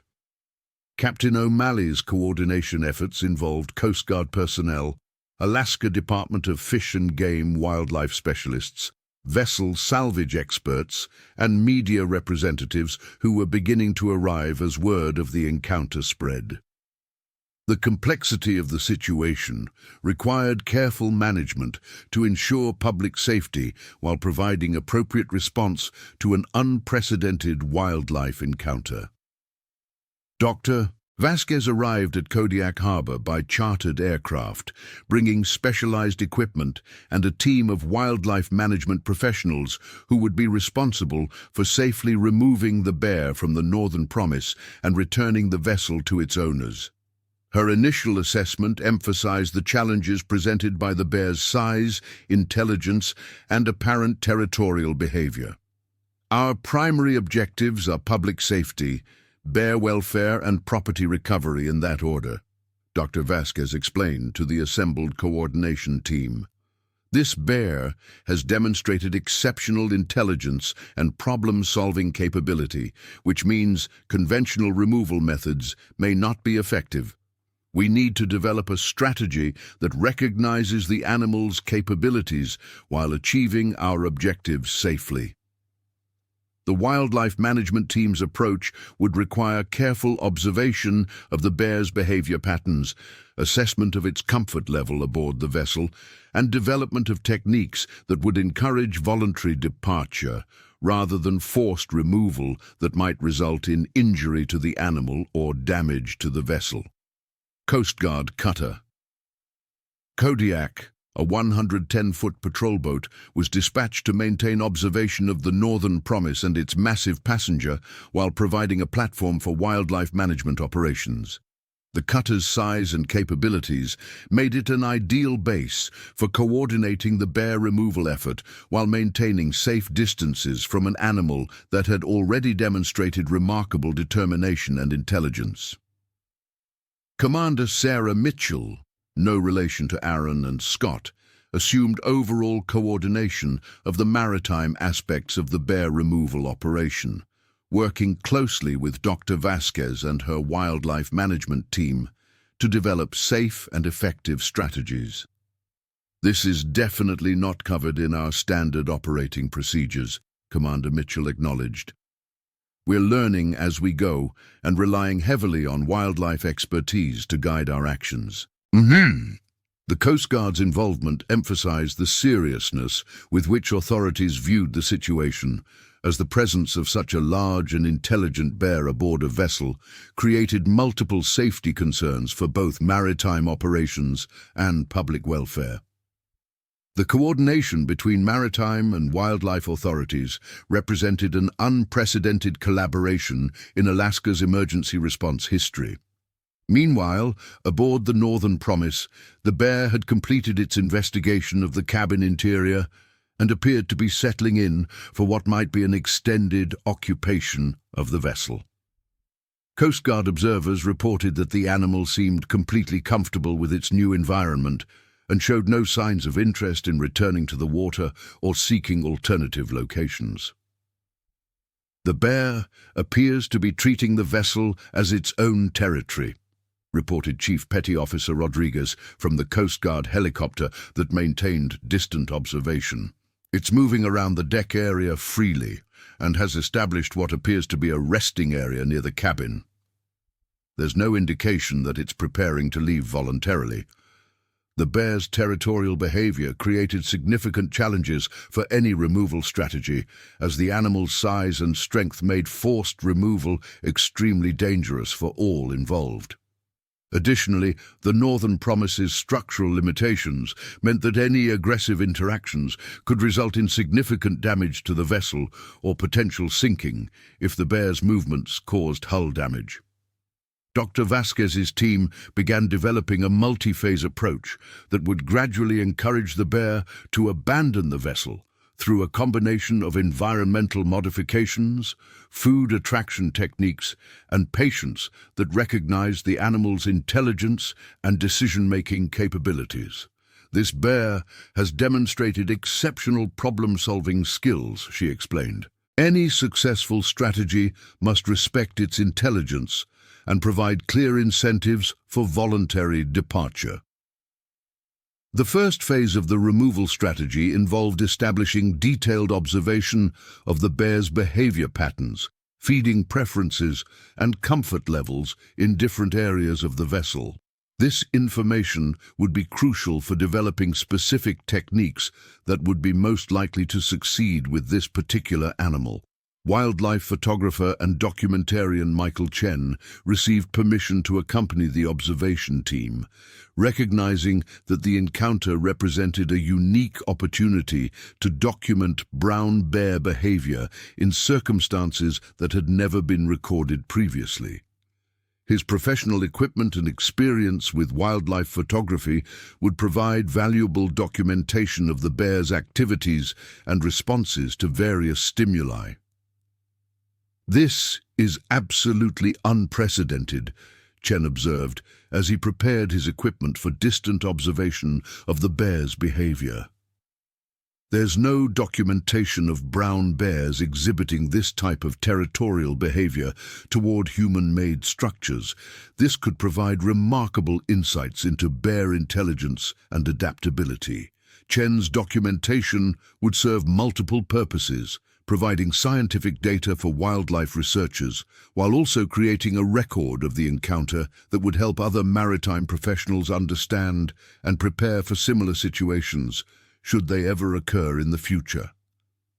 The bear's behavior aboard the Northern Promise continued to demonstrate remarkable adaptability, as the animal appeared to have learned to move around the vessel's deck without causing structural damage, while accessing various areas that provided shelter, observation points, and residual food sources. Its systematic exploration suggested intelligence levels that impressed even experienced wildlife professionals. "The bear is exhibiting tool-use behavior," Dr. Vasquez reported after observing the animal's manipulation of various boat equipment. "It's learned to operate the cabin door, it's figured out how to access storage compartments, and it's using the boat's structure to its advantage for shelter and observation. This represents a level of intelligence that's exceptional, even for brown bears." The bear's tool use and environmental adaptation provided valuable scientific information while also complicating removal efforts, as the animal's comfort level and territorial behavior continued to strengthen the longer it remained aboard the vessel. Time was becoming a factor in developing successful removal strategies. Local media coverage of the encounter began attracting national and international attention as the story of two fishermen being evicted from their boat by a massive brown bear captured public imagination. Television crews and journalists began arriving in Kodiak, adding public relations considerations to the already complex coordination requirements. News anchor Patricia Williams from Anchorage's Channel 7 News provided the first comprehensive television coverage of the story, interviewing Aaron and Scott while Coast Guard operations continued in the background. "This is truly an extraordinary encounter," she reported. Two experienced fishermen who have worked these waters for decades say they've never seen anything like this massive bear's behavior. The brothers' interviews provided detailed accounts of their encounter while emphasizing the bear's exceptional size and intelligence. It wasn't just big, Aaron explained to the television audience. It was smart. Everything it did showed that it was thinking and solving problems. It figured out how to get on our boat, how to find our fish, and how to make itself at home. Scott's interview focused on the bear's remarkable physical capabilities and confident behavior. This bear had no fear of humans or our boat, he stated. It approached us like it owned the water, climbed aboard like it belonged there, and acted like we were the intruders. I've never seen any animal with that kind of confidence and capability. The media coverage brought additional attention to Kodiak's fishing industry and the unique challenges that Alaskan fishermen faced in their daily operations. The encounter highlighted the coexistence between human activities and powerful wildlife that characterized much of Alaska's coastal economy. Social media coverage of the encounter spread rapidly, with hashtags like Kodiak Bear and Bear vs. Boat trending nationally as people shared the story and speculated about the bear's motivations and the eventual outcome of the standoff. The viral nature of the story brought global attention to Alaska's wildlife and fishing industries. Dr. Richard Kellerman, a wildlife behavior specialist from the University of Alaska, joined the growing team of experts working on the bear removal effort, bringing additional expertise in animal psychology and behavior modification techniques. His research background included extensive study of human-wildlife interactions and conflict resolution strategies. This encounter provides a unique opportunity to study brown bear intelligence and problem-solving capabilities in real-world conditions, Dr. Kellerman explained. The bear's behavior suggests cognitive abilities that may exceed our current understanding of these animals' intelligence levels. We need to approach this situation with respect for the bear's demonstrated capabilities. The growing team of experts reflected the unprecedented nature of the encounter and the multiple disciplines required to develop effective solutions. The collaboration between maritime authorities, wildlife specialists, behavioral experts, and media representatives created a unique research and response environment. As the first day of the encounter concluded, the bear showed no signs of voluntarily leaving the Northern Promise, having established clear territorial control over the vessel and appearing completely comfortable with its new environment. Wildlife authorities recognized that any successful removal strategy would require patience and sophisticated techniques that respected the animal's intelligence and capabilities. The bear's overnight behavior would be monitored continuously by Coast Guard personnel and wildlife observers, providing additional data about its comfort levels, activity patterns, and potential vulnerabilities that might be exploited in removal efforts. Night vision equipment and thermal imaging cameras would allow detailed observation without disturbing the animal's natural behavior patterns. Commander Mitchell coordinated overnight security measures that would ensure public safety while maintaining professional observation of the situation. We have Coast Guard vessels maintaining a secure perimeter around the area, she announced. No civilian vessels will be permitted within 1 mile of the Northern Promise until this situation is resolved. The security measures reflected both the potential dangers presented by the bear's presence and the need to maintain controlled conditions for wildlife management operations. Curiosity seekers and thrill seekers had already begun attempting to approach the area, creating additional safety concerns that required active management. Aaron and Scott spent their first evening ashore since the encounter, processing the psychological impact of their experience while dealing with the practical implications of losing their vessel and fishing equipment. The financial impact was substantial, but both brothers expressed gratitude for their survival and amazement at the bear's remarkable capabilities. "I keep thinking about how intelligent that bear was," Aaron reflected during a quiet conversation with Martha. "It wasn't just acting on instinct. It was thinking through problems and making decisions based on what it learned about our boat and our activities. That's pretty remarkable for any animal, but especially for something that weighs 1,500 pounds. Martha's perspective emphasized her relief at her husband's safety while acknowledging the uniqueness of their encounter. "I'm just grateful that you and Scott made it home safely," she said. "Losing the boat and the catch is difficult, but you can't replace family.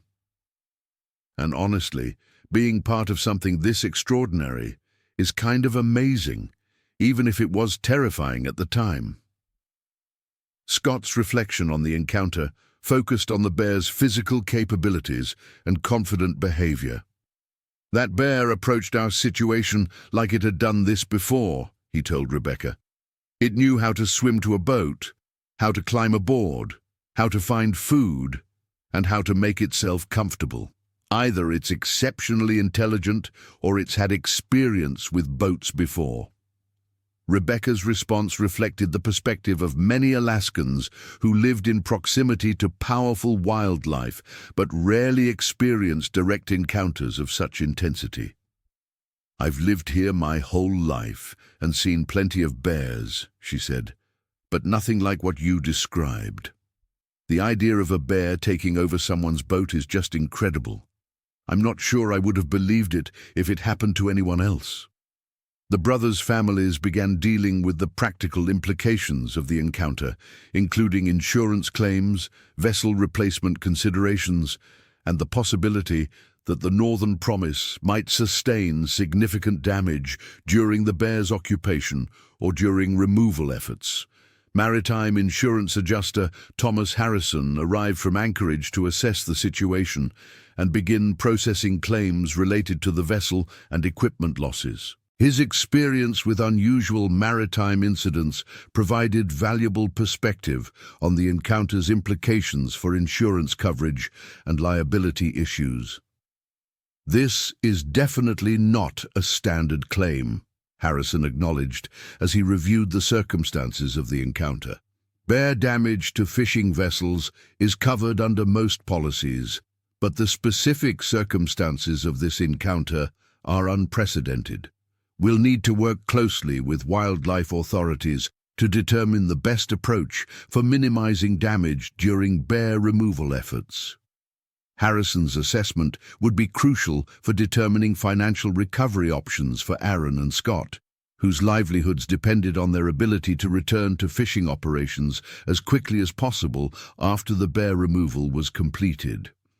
Local fishing industry representatives began following the situation closely, recognizing that the encounter's resolution could establish precedents for future wildlife interactions and emergency response procedures.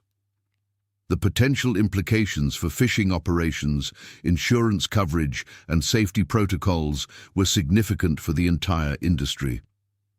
Captain Rodriguez, representing the Kodiak Fishermen's Association, met with Aaron and Scott to discuss the broader implications of their encounter. "What happened to you could happen to any of us," he stated. "We need to learn from your experience and develop better protocols for dealing with wildlife encounters that go beyond our current emergency procedures." The fishing industry's interest in the encounter reflected the reality that Alaskan fishermen regularly operated in environments where powerful wildlife could present unexpected challenges. The Mitchell brothers' experience would likely influence future safety training, equipment requirements, and emergency response protocols throughout the industry. As the second day of the encounter began, wildlife authorities prepared to implement the first phase of their bear removal strategy, using food attraction techniques to attempt to lure the animal away from the Northern Promise. The approach required careful coordination to avoid reinforcing the bear's territorial behavior while providing incentives for voluntary departure. Dr. Vasquez's team prepared fresh salmon and other attractants that would be deployed from a safe distance, creating alternative food sources that might motivate the bear to leave the vessel in search of more accessible meals. The technique required precise timing and positioning to avoid accidentally training the bear to associate boats with food sources. Our first attempt will involve creating alternative feeding opportunities that are more attractive than remaining aboard the vessel, Dr. Vasquez explained to the coordination team. We'll use fresh salmon, deployed from a safe distance, to see if we can redirect the bear's attention away from the boat. The food attraction strategy represented a non-confrontational approach that respected the bear's intelligence while providing clear incentives for the desired behavior. Success would depend on the bear's hunger levels, its attachment to the vessel, and its assessment of the relative advantages of different feeding opportunities.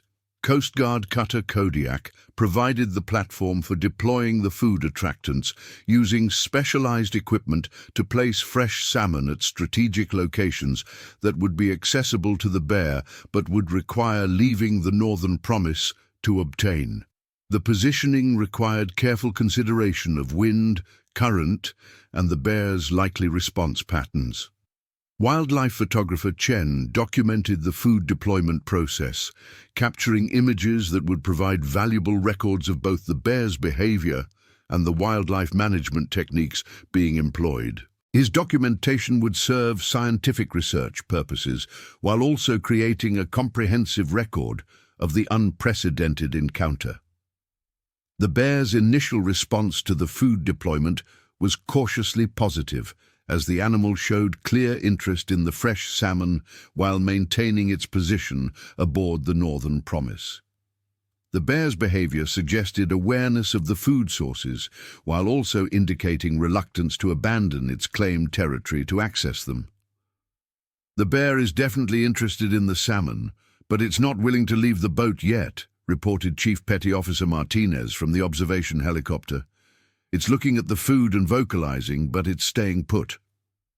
It seems to be evaluating whether the food is worth giving up its position on the vessel." The bear's cost-benefit analysis demonstrated the intelligence that had impressed wildlife experts throughout the encounter. The animal appeared to be weighing the advantages of accessible food against the value of maintaining territorial control over a proven food source and comfortable shelter. Dr. Kellerman observed the bear's decision-making process with professional interest, noting behavioral patterns that provided insights into brown bear cognitive capabilities. "This bear is exhibiting complex decision-making that considers multiple factors simultaneously," he reported. "It's evaluating immediate rewards versus long-term territorial advantages, which suggests sophisticated cognitive processing." After approximately 2 hours of observation and evaluation, the bear made a decision that surprised the wildlife management team. Rather than leaving the vessel to access the deployed salmon, the animal began collecting the food from the water while remaining partially aboard the Northern Promise, using its remarkable reach and swimming ability to access the attractants without abandoning its territorial claim.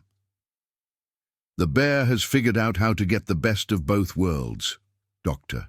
Vasquez observed with grudging admiration.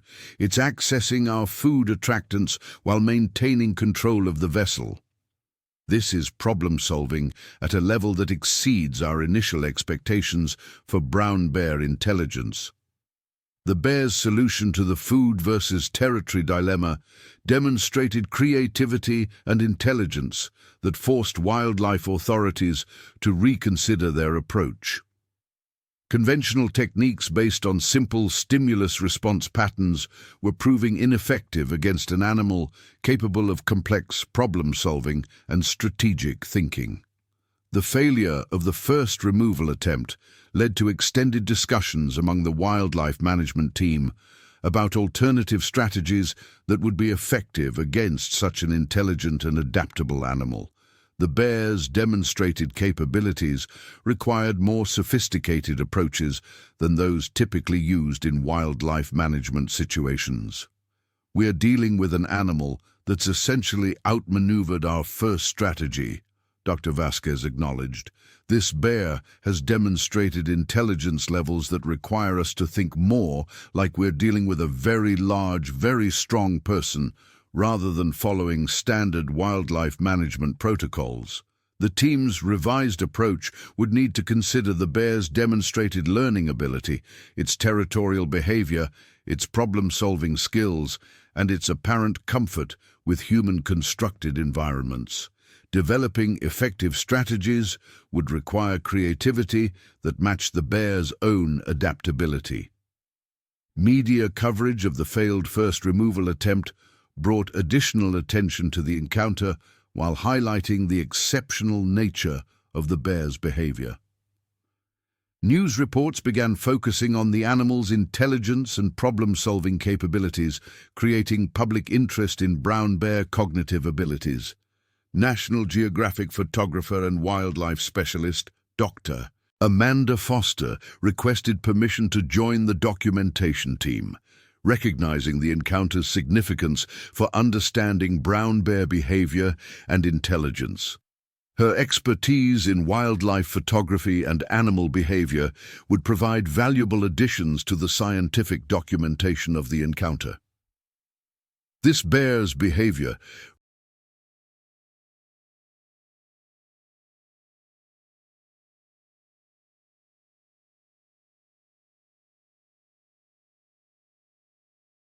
represents a potential paradigm shift in our understanding of brown bear intelligence, Dr. Foster explained. The problem-solving capabilities we're observing may require us to reconsider our assumptions about these animals' cognitive abilities and their potential for adapting to human environments. The growing scientific interest in the encounter reflected its significance beyond the immediate practical challenges of bear removal and vessel recovery. The bear's behavior was providing unprecedented insights into animal intelligence and adaptability that could influence wildlife management practices throughout North America. Academic researchers from multiple universities began requesting access to the documentation and data being collected during the encounter, recognizing the opportunity for studying brown bear behavior in circumstances that had never been available for scientific observation previously. Dr. Jennifer Walsh from Stanford University's Department of Animal Behavior submitted a formal request to join the observation team, bringing expertise in animal cognition and learning theory that could provide valuable insights into the bear's decision-making processes and behavioral adaptations. This encounter offers a unique window into how highly intelligent animals adapt to novel environments and challenges, Dr. Walsh explained. The bear's behavior patterns could provide crucial data for understanding cognitive capabilities that have been difficult to study in traditional research settings. The academic interest in the encounter was creating opportunities for advancing scientific understanding while also adding complexity to the practical challenges of bear removal and vessel recovery. Balancing research opportunities with immediate safety and property concerns required careful coordination among multiple priorities. As the second day of the encounter concluded, the bear remained firmly in control of the Northern Promise, having successfully defeated the first removal attempt while demonstrating intelligence and adaptability that had impressed wildlife professionals and researchers from multiple disciplines. The bear's overnight behavior during its second night aboard the vessel would provide additional data about its comfort levels and territorial attachment, information that would be crucial for developing more effective removal strategies. Coast Guard security measures continued to maintain safe distances between the bear-occupied vessel and civilian traffic, while also providing platforms for ongoing observation and documentation of the animal's behavior patterns. Aaron and Scott spent their second evening ashore, continuing to process their experience while dealing with media interviews and insurance procedures related to their vessel and equipment losses. The financial and practical implications of the encounter were becoming clearer as the Bear's occupation of their boat extended beyond initial expectations. "I'm starting to think that Bear might be planning to stay indefinitely," Aaron told Martha during their evening conversation. "It's figured out how to get food, it's comfortable on the boat, and it's smart enough to defeat the wildlife experts' first attempt to remove it. We might be looking at a much longer situation than anyone expected." Martha's response reflected her growing understanding of the encounter's complexity and potential duration. "If that bear is as intelligent as everyone says it is, then maybe it's made a rational decision that your boat provides better living conditions than whatever it had before. That could make removing it much more challenging than anyone anticipated." Scott's perspective emphasized the bear's demonstrated capabilities and the challenges they presented for any removal efforts. "That bear has proven that it can adapt to new situations faster than the experts can develop strategies to deal with it," he told Rebecca. "If wildlife authorities can't stay ahead of its learning curve, this situation could continue for a long time." The brothers' growing realization that their encounter might extend well beyond initial expectations created new concerns about financial recovery, insurance coverage, and their ability to resume fishing operations during the crucial fall salmon season. Insurance adjuster Harrison continued his assessment of the situation while coordinating with wildlife authorities to understand the potential timeline for bear removal and vessel recovery.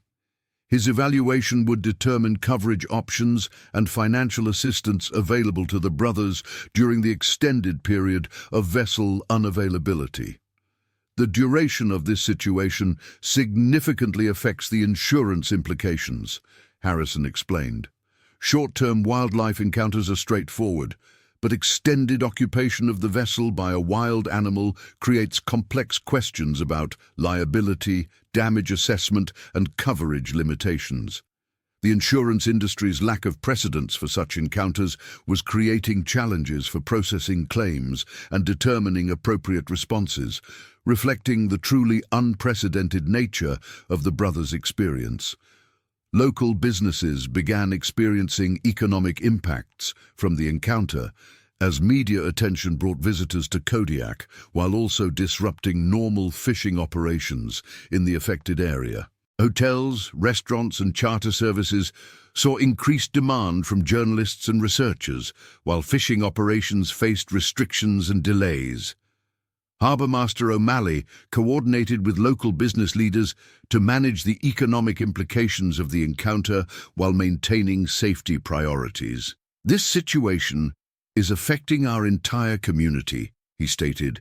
"We're trying to balance the economic opportunities created by media attention with the practical challenges of managing an unprecedented wildlife encounter." The community's response to the encounter reflected Alaska's complex relationship with powerful wildlife, combining respect for natural predators with recognition of the practical challenges they could create for human activities. As the third day of the encounter began, wildlife authorities prepared to implement a second removal strategy based on lessons learned from the bear's response to their initial attempts. The new approach would consider the animal's demonstrated intelligence and problem-solving capabilities while attempting to create conditions that would make voluntary departure more attractive. Dr. Vasquez's team developed a multi-phase strategy that would gradually modify the bear's environment aboard the Northern Promise, while providing increasingly attractive alternative options that would address both its territorial needs and its food requirements. Our second strategy recognizes that we're dealing with an exceptionally intelligent animal that requires more sophisticated approaches, Dr. Vasquez explained to the coordination team. We'll be implementing environmental modifications designed to make the boat less attractive while simultaneously providing superior alternatives that address the bear's demonstrated preferences. The new strategy would require several days to implement fully, acknowledging that quick solutions were unlikely to be effective against an animal that had already demonstrated the ability to adapt to and defeat conventional wildlife management techniques. The bear's behavior during the third day continued to demonstrate remarkable adaptability and comfort aboard the Northern Promise, with the animal establishing routines and preferred areas that suggested long-term territorial attachment to the vessel. Wildlife observers reported that the bear had created distinct areas for different activities, including feeding zones, resting areas, and observation points that provided views of the surrounding water. The systematic organization of the bear's activities suggested planning and territorial management capabilities that were exceptional even for highly intelligent animals. The bear has essentially turned the boat into its personal territory with designated areas for different functions, reported marine biologist Dr. Sarah Chen from the observation team. This level of environmental organization suggests cognitive capabilities that are truly remarkable for any animal, but especially for one of this size and strength. The bear's territorial organization of the Northern Promise indicated that it viewed the vessel as a permanent home rather than a temporary feeding opportunity, creating significant challenges for any removal efforts that hoped to exploit the animal's wandering instincts or temporary interest patterns. Michael Chen's photographic documentation captured the bear's systematic use of different areas of the vessel, providing visual evidence of the animal's remarkable organizational abilities and territorial behavior. His images would become crucial documentation of brown bear intelligence and adaptability for scientific researchers and wildlife management professionals. "I'm documenting behavior patterns that have never been recorded in wild brown bears," Chen reported. "This animal is exhibiting territorial organization and environmental management that suggests intelligence levels that may require us to reconsider our understanding of these predators' cognitive capabilities." The photographic evidence of the bear's behavior was generating significant interest from wildlife researchers and animal behavior specialists worldwide, who recognized the documentation's potential value for advancing scientific understanding of brown bear intelligence. Dr. Foster's expertise in animal behavior photography provided additional perspectives on the bear's activities, with her analysis focusing on the subtle behavioral indicators that revealed the animal's decision-making processes and environmental assessment capabilities. This bear's behavior suggests that it's making conscious decisions about how to organize and utilize its environment, Dr. Foster observed. The systematic approach to territorial management that we're seeing indicates planning abilities that are exceptional even among highly intelligent animals. The scientific community's growing interest in the encounter was creating opportunities for advancing understanding of animal intelligence while also adding pressure for extended observation periods that might conflict with practical needs for vessel recovery and bear removal. Research institutions began submitting formal requests for extended documentation periods, recognizing that the encounter provided unprecedented opportunities for studying brown bear behavior under conditions that had never been available for scientific observation. Dr. Walsh's request to establish a long-term research protocol for documenting the bear's behavior created discussions about balancing scientific opportunities with immediate practical needs for resolving the encounter safely and efficiently. This situation offers research opportunities that may not be available again for decades, Dr. Walsh argued. The scientific value of extended documentation could provide insights that improve wildlife management practices throughout North America. The tension between scientific research interests and immediate practical needs for bear removal reflected the broader significance of the encounter beyond its immediate impact on the Mitchell brothers and their fishing operations. Coast Guard coordination of the encounter required balancing multiple objectives, including public safety, wildlife welfare, property recovery, scientific documentation, and media management. Commander Mitchell's experience with complex maritime operations was being tested by the unprecedented nature of the situation. "We're managing the most complex wildlife encounter in Coast Guard history," Commander Mitchell acknowledged. The coordination requirements between maritime authorities, wildlife specialists, researchers, media representatives, and public safety officials are unlike anything we've dealt with previously. The Coast Guard's role as primary coordinator for the encounter was establishing precedents for future wildlife-related maritime emergencies, while also providing valuable experience in managing complex multi-agency operations. As the third day of the encounter progressed, wildlife authorities began implementing the second phase of their removal strategy, using environmental modification techniques designed to make the bear less comfortable aboard the Northern Promise while avoiding actions that might provoke aggressive responses. The environmental modification approach involved carefully controlled changes to the vessel's environment that would gradually reduce the bear's comfort level, while providing clear alternatives that addressed its demonstrated preferences for territory, food, and shelter. Dr.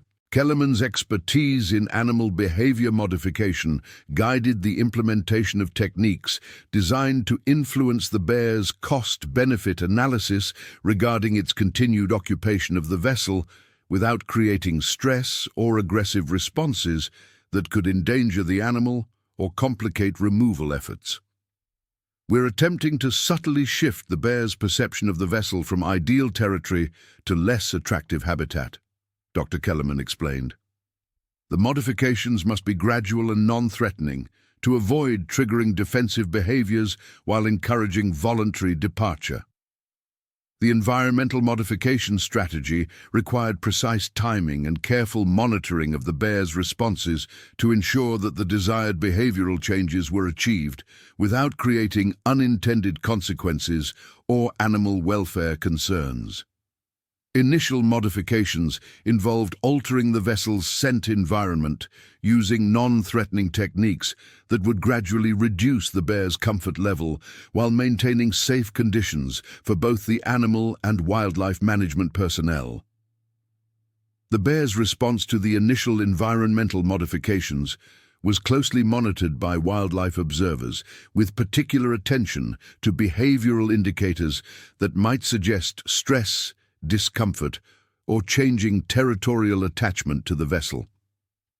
"The bear is showing awareness of the environmental changes, but no signs of distress or aggressive behavior," reported Dr. Vasquez after the first day of modification implementation. "It's definitely noticing the changes, which suggests that continued modifications may eventually influence its decision to remain aboard the vessel." The bear's sensitivity to environmental changes demonstrated the sophisticated sensory capabilities that had contributed to its success as an apex predator, while also providing wildlife authorities with potential tools for influencing its behavior without direct confrontation. The gradual approach to environmental modification reflected wildlife management principles that emphasized animal welfare while achieving human objectives, avoiding techniques that might cause unnecessary stress or suffering to an animal that had not exhibited aggressive behavior toward humans. Media coverage of the ongoing encounter continued to attract national and international attention, with the story becoming a symbol of the complex relationships between human activities and powerful wildlife in Alaska's coastal environments.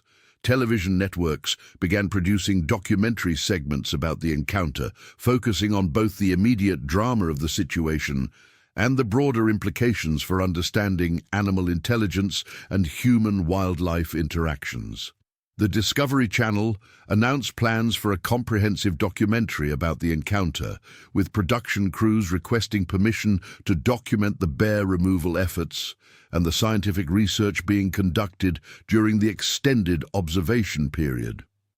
This encounter represents a perfect case study for understanding how intelligent animals adapt to human environments, explained Discovery Channel producer Mark Thompson. The story has elements of adventure, scientific discovery, and complex problem-solving that make it ideal for educational documentary production. The media attention was bringing economic benefits to Kodiak, while also creating challenges for managing public interest in the encounter without compromising safety or wildlife management operations. Social media coverage of the encounter continued to spread globally, with wildlife enthusiasts and casual observers following daily updates about the bear's activities and the removal efforts. The hashtag #GreaterThanKodiakBear was trending internationally as people shared the story and speculated about the eventual outcome. Online betting sites began taking wagers on various aspects of the encounter, including the duration of the bear's occupation, the success of removal efforts, and the ultimate fate of the Northern Promise. The gambling interest reflected the public's fascination with the unprecedented nature of the situation. Academic discussions about the encounter began appearing in wildlife management journals and animal behavior publications, with researchers analyzing the implications of the bear's demonstrated intelligence and problem-solving capabilities for understanding brown bear cognition. Dr. Robert Martinez from the University of California's Department of Animal Cognition published a preliminary analysis of the encounter's significance for animal intelligence research. This bear's behavior suggests cognitive capabilities that may require us to reconsider our classifications of animal intelligence, he wrote. The problem-solving and territorial management we're observing may represent the highest levels of intelligence ever documented in wild brown bears. The academic interest in the encounter was creating opportunities for advancing scientific understanding, while also generating debates about animal intelligence, cognitive capabilities, and the implications for wildlife management practices.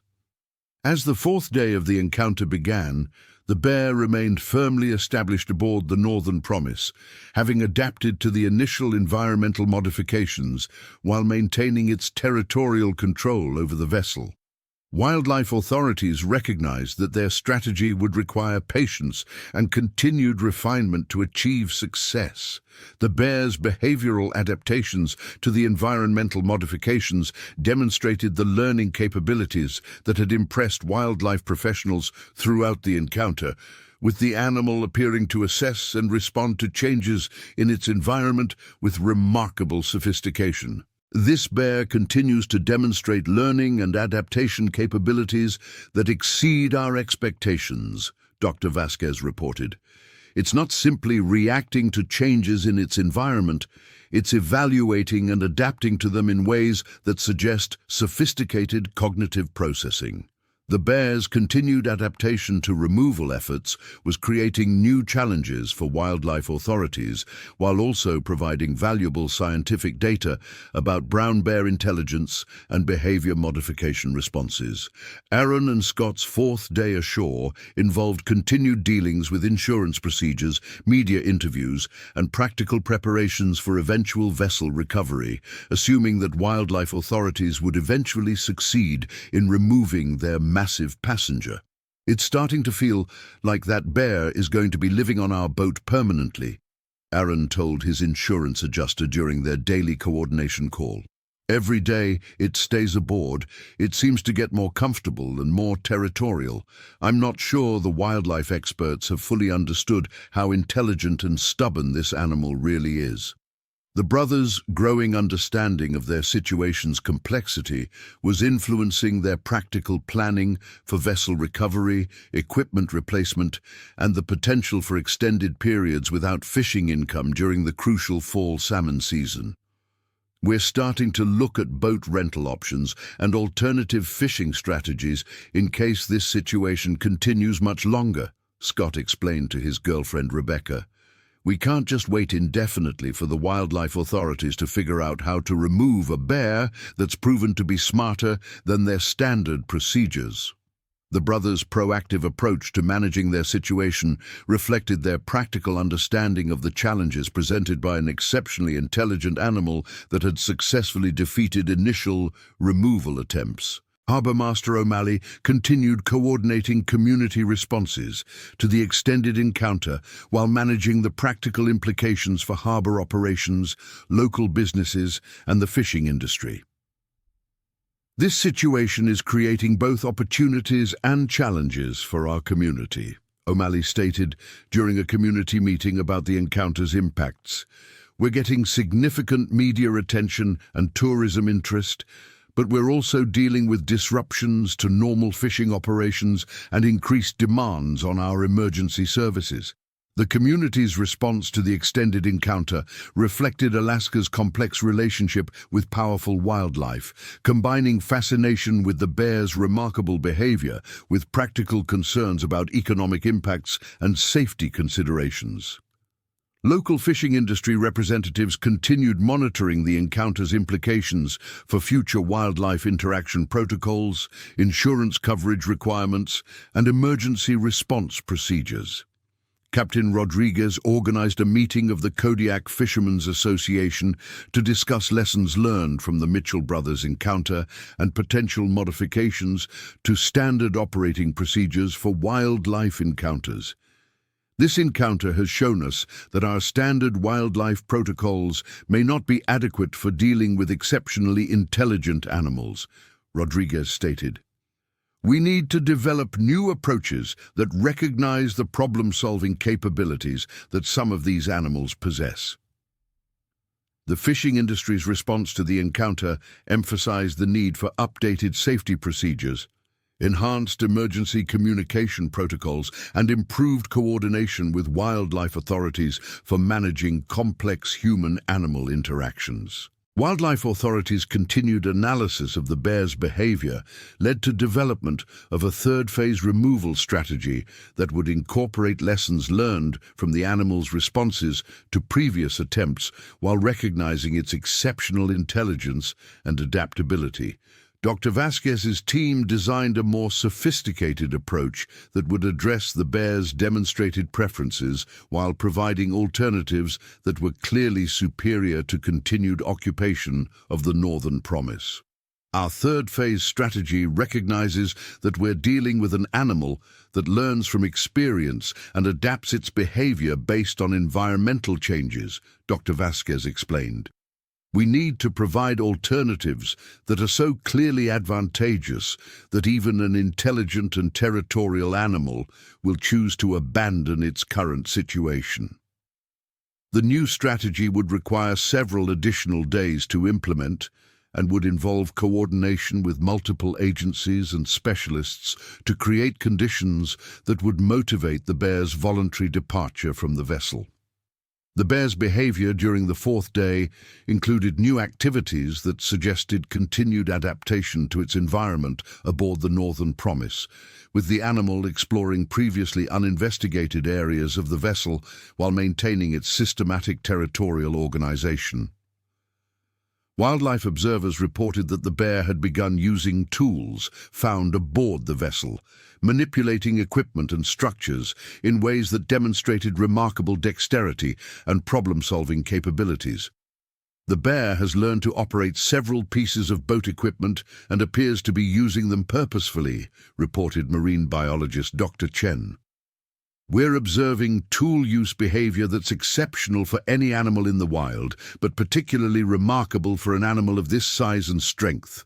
Today, the bear's tool use behavior provided additional evidence of its exceptional intelligence while also creating new challenges for removal efforts, as the animal's increased familiarity with the vessel's systems made it even more comfortable and capable of defending its territorial claim.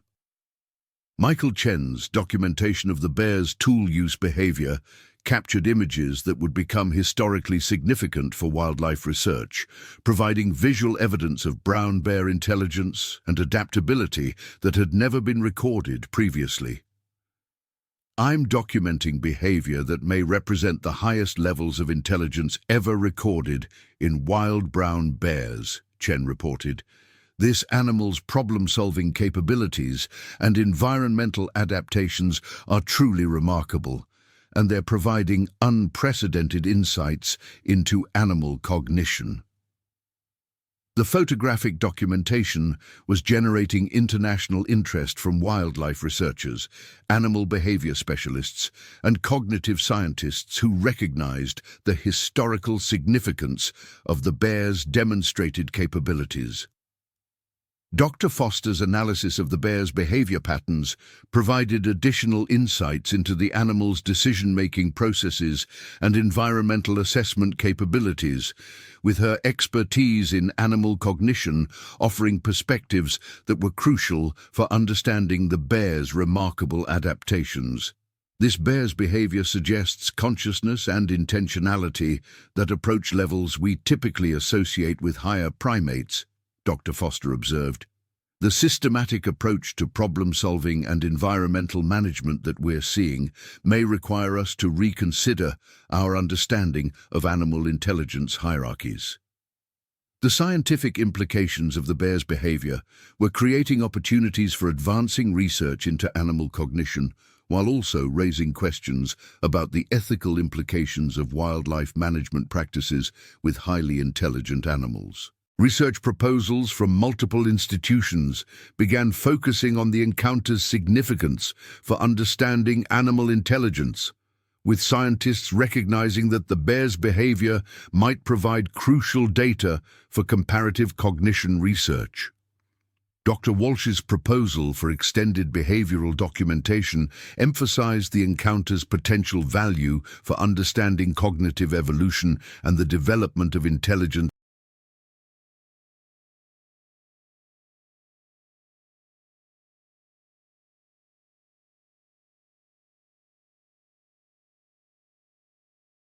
in large predators. This encounter offers a unique window into the cognitive capabilities of one of North America's most successful predators, Dr. Walsh explained. "The insights we could gain from extended observation might advance our understanding of animal intelligence by decades."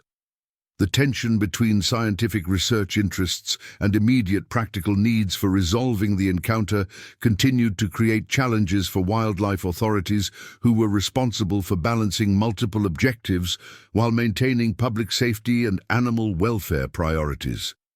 As the fourth day concluded, the bear remained firmly established aboard the Northern Promise, having successfully adapted to 2 phases of removal attempts, while demonstrating intelligence and problem-solving capabilities that had impressed wildlife professionals and researchers from multiple disciplines.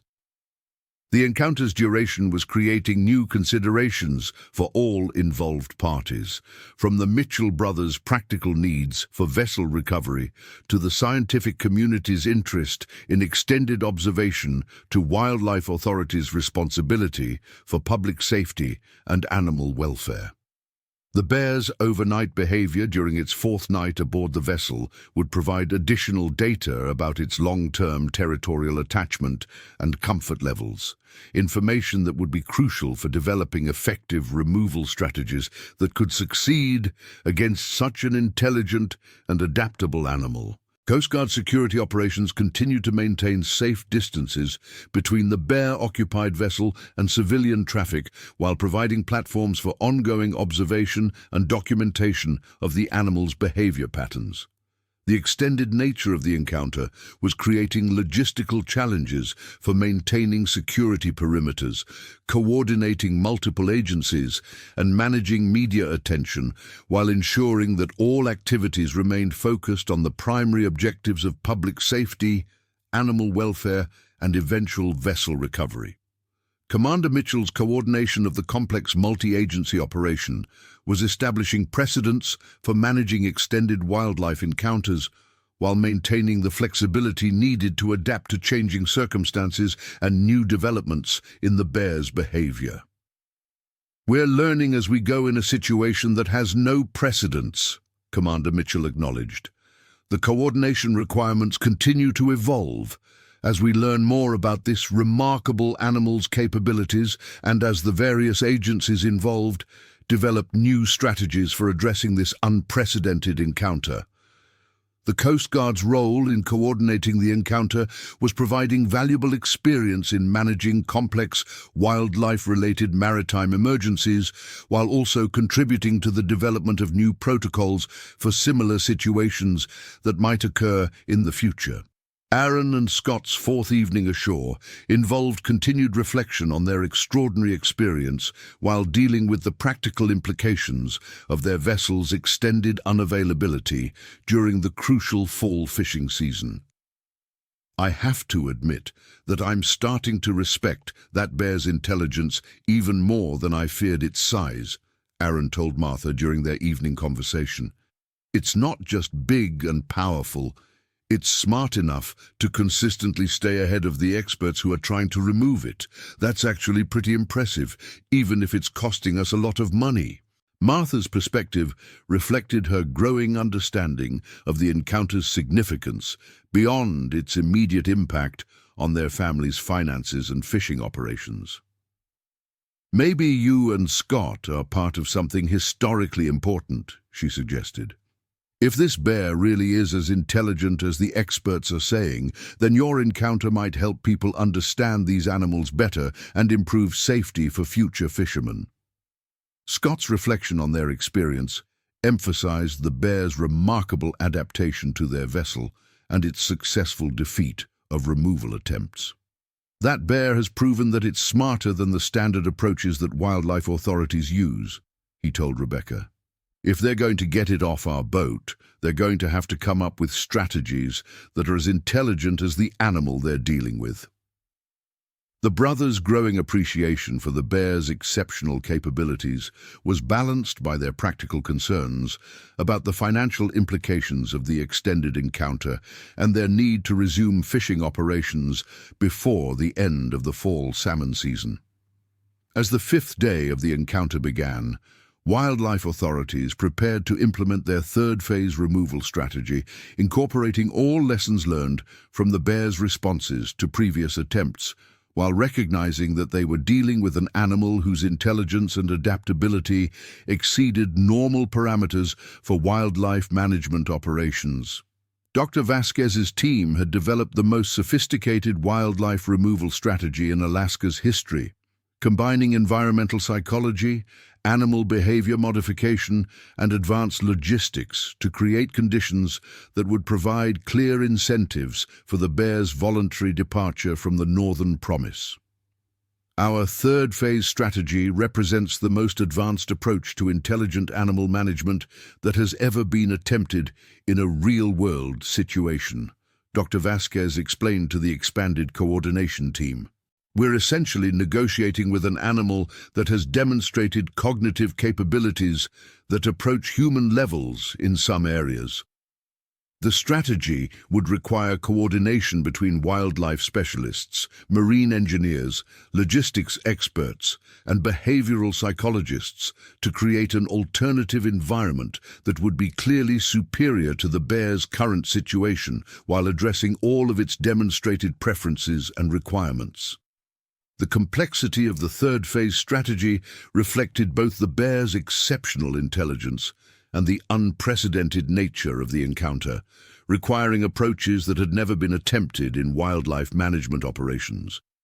Coast Guard cutter Kodiak served as the coordination platform for implementing the new strategy, providing the space and resources needed for the complex logistics required by the sophisticated removal approach. The bear's behavior during the fifth day continued to demonstrate remarkable adaptability and intelligence, with the animal showing awareness of the increased activity around its territory while maintaining its confident and systematic approach to environmental management. Wildlife observers reported that the bear had begun anticipating certain activities and modifying its behavior in response to patterns it had identified in the human activities surrounding the Northern Promise.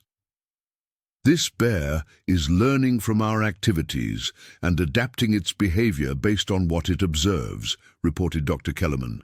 It's not just reacting to immediate stimuli, it's recognizing patterns and adjusting its responses accordingly. This represents a level of cognitive processing that's truly remarkable.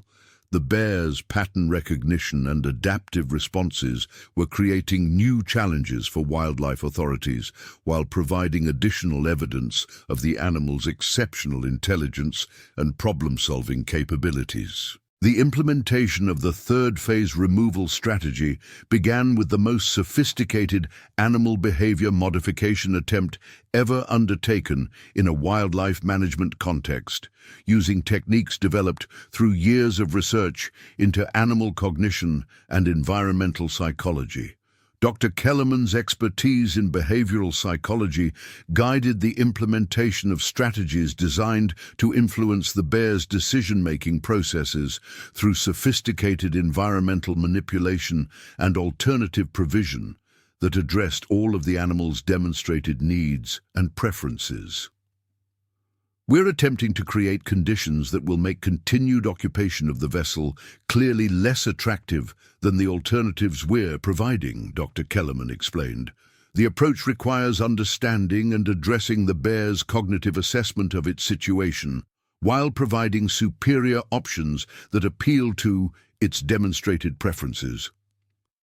The behavioral modification techniques being employed were at the cutting edge of wildlife management science, incorporating research from multiple disciplines to create approaches that recognized and respected the bear's exceptional intelligence while achieving the desired outcome of voluntary vessel departure. Michael Chen's documentation of the third phase implementation provided crucial records of advanced wildlife management techniques being applied in real-world conditions, creating valuable resources for future wildlife professionals dealing with highly intelligent animals. I'm documenting wildlife management techniques that have never been attempted before, Chen reported. The sophistication of the approaches being used reflects the exceptional nature of this encounter and the remarkable intelligence of the animal we're dealing with. The photographic documentation of the advanced removal techniques would become historically significant for wildlife management education and research, providing visual records of innovative approaches that might be applicable to future encounters with highly intelligent animals. Dr. Foster's analysis of the bear's responses to the third phase implementation provided real-time assessment of the strategy's effectiveness while contributing to understanding of how exceptionally intelligent animals evaluate and respond to complex environmental modifications. The bear's responses to these advanced techniques are providing unprecedented insights into animal decision-making processes, Dr. Foster observed. We're essentially watching an animal conduct its own cost-benefit analysis of complex environmental options in real time. The bear's evaluation of the new environmental conditions and alternative options being provided demonstrated cognitive processes that were remarkable for any animal, contributing to scientific understanding of animal intelligence while also determining the success or failure of the removal strategy.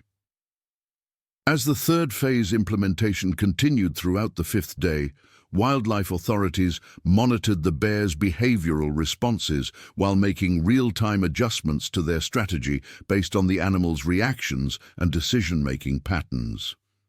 The adaptive approach to strategy implementation reflected recognition that they were dealing with an animal capable of learning from experience and modifying its behavior based on changing circumstances, requiring wildlife management techniques that could evolve in response to the animal's own adaptations. This encounter is teaching us as much as we're learning about the bear, Dr. Vasquez acknowledged. We're developing new wildlife management capabilities while dealing with an animal that's simultaneously teaching us about its own remarkable cognitive capabilities. Or, the mutual learning process between wildlife authorities and the bear was creating advances in wildlife management science while also contributing to resolution of the immediate practical challenges presented by the encounter. Media coverage of the advanced removal techniques brought additional attention to the encounter while highlighting the sophisticated approaches being developed for managing interactions with highly intelligent wildlife. National and international media outlets began featuring expert commentary on the encounter's significance for wildlife management, animal intelligence research, and human-animal interaction protocols. The scientific community's interest in the encounter continued to generate research proposals and academic discussions about the implications of the bear's behavior for understanding animal cognition and developing more effective wildlife management practices. Dr. Martinez's analysis of the encounter's significance for animal intelligence research was published in the Journal of Wildlife Management, providing the first peer-reviewed scientific commentary on the bear's remarkable behavior and its implications for understanding brown bear cognition. This encounter represents a paradigm shift in our understanding of brown bear intelligence, Dr. Martinez wrote. The cognitive capabilities demonstrated by this animal may require us to reconsider our approaches to wildlife management with these remarkable predators. The academic recognition of the encounter's significance was contributing to its historical importance, while also influencing wildlife management practices and research priorities throughout North America. As the fifth day concluded, the bear's responses to the third phase removal strategy remained under evaluation, with wildlife authorities monitoring behavioral indicators that would determine whether the sophisticated approach would succeed where previous attempts had failed. The bear's decision-making process regarding the new environmental conditions and alternative options being provided would determine the success of the most advanced wildlife removal strategy ever attempted, while contributing to scientific understanding of animal intelligence and environmental assessment capabilities. The extended duration of the encounter was creating new considerations for all involved parties, with the bear's remarkable intelligence and adaptability challenging conventional approaches to wildlife management while providing unprecedented opportunities for scientific observation and research. Aaron and Scott's fifth evening ashore involved continued discussions about the implications of their encounter while monitoring reports of the advanced removal techniques being employed by wildlife authorities.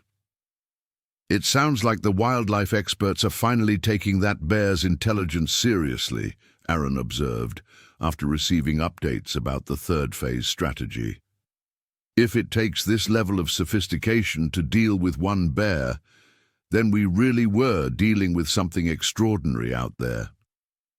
Scott's perspective emphasized the encounter's significance for understanding the capabilities of the wildlife that Alaska's fishermen regularly encountered.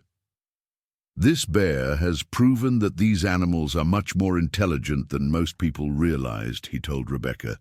"That has implications for how all of us who work on the water need to think about wildlife encounters and safety procedures."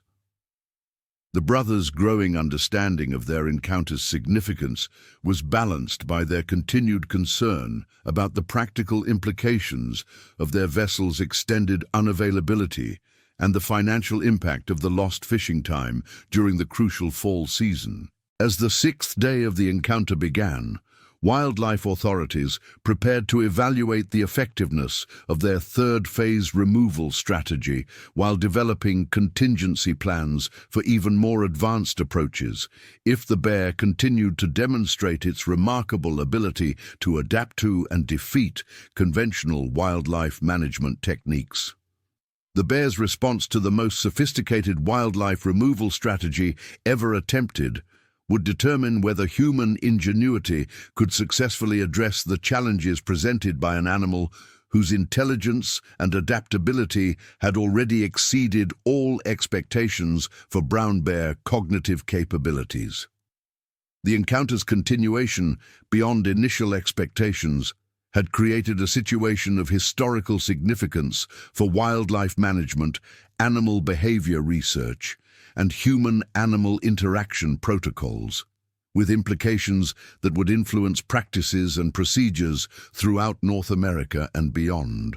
Dr. Vasquez's assessment of the third-phase strategy's initial results indicated that the bear was indeed responding to the sophisticated environmental modifications and alternative provisions, though its decision-making process remained complex and unpredictable. The bear is showing clear interest in the alternatives we've provided, but it's conducting a thorough evaluation before making any commitments, Dr. Vasquez reported. This level of deliberation and analysis confirms that we're dealing with cognitive capabilities that approach human levels in some areas. The bear's methodical evaluation of its options demonstrated decision-making processes that were remarkable for any animal, providing wildlife authorities with hope that their sophisticated strategy might eventually succeed while contributing to scientific understanding of animal cognition and environmental assessment. The bear's behavioral patterns during the sixth day suggested that it was indeed considering the alternatives being provided, though its territorial attachment to the Northern Promise remained strong, and its final decision remained uncertain. Wildlife observers reported subtle changes in the bear's behavior that suggested internal conflict between its attachment to the vessel and its interest in the superior alternatives being offered through the third-phase strategy. The bear appears to be weighing the advantages of its current situation against the benefits of the alternatives we've provided, reported Dr. Chen. The decision-making process we're observing is complex and deliberate, suggesting that this animal's cognitive capabilities are truly exceptional. The bear's internal decision-making process was providing unprecedented insights into animal cognition, while also determining the success or failure of the most advanced wildlife management strategy ever attempted in a real-world situation. As the sixth day progressed, wildlife authorities maintained careful observation of the bear's behavior while preparing for the possibility that even their most sophisticated strategy might not succeed against an animal whose intelligence and adaptability had consistently exceeded expectations. The encounter's continuation was creating new records for duration of wildlife-human interactions, while providing ongoing opportunities for scientific observation and research that were contributing to advances in understanding animal intelligence and behavior.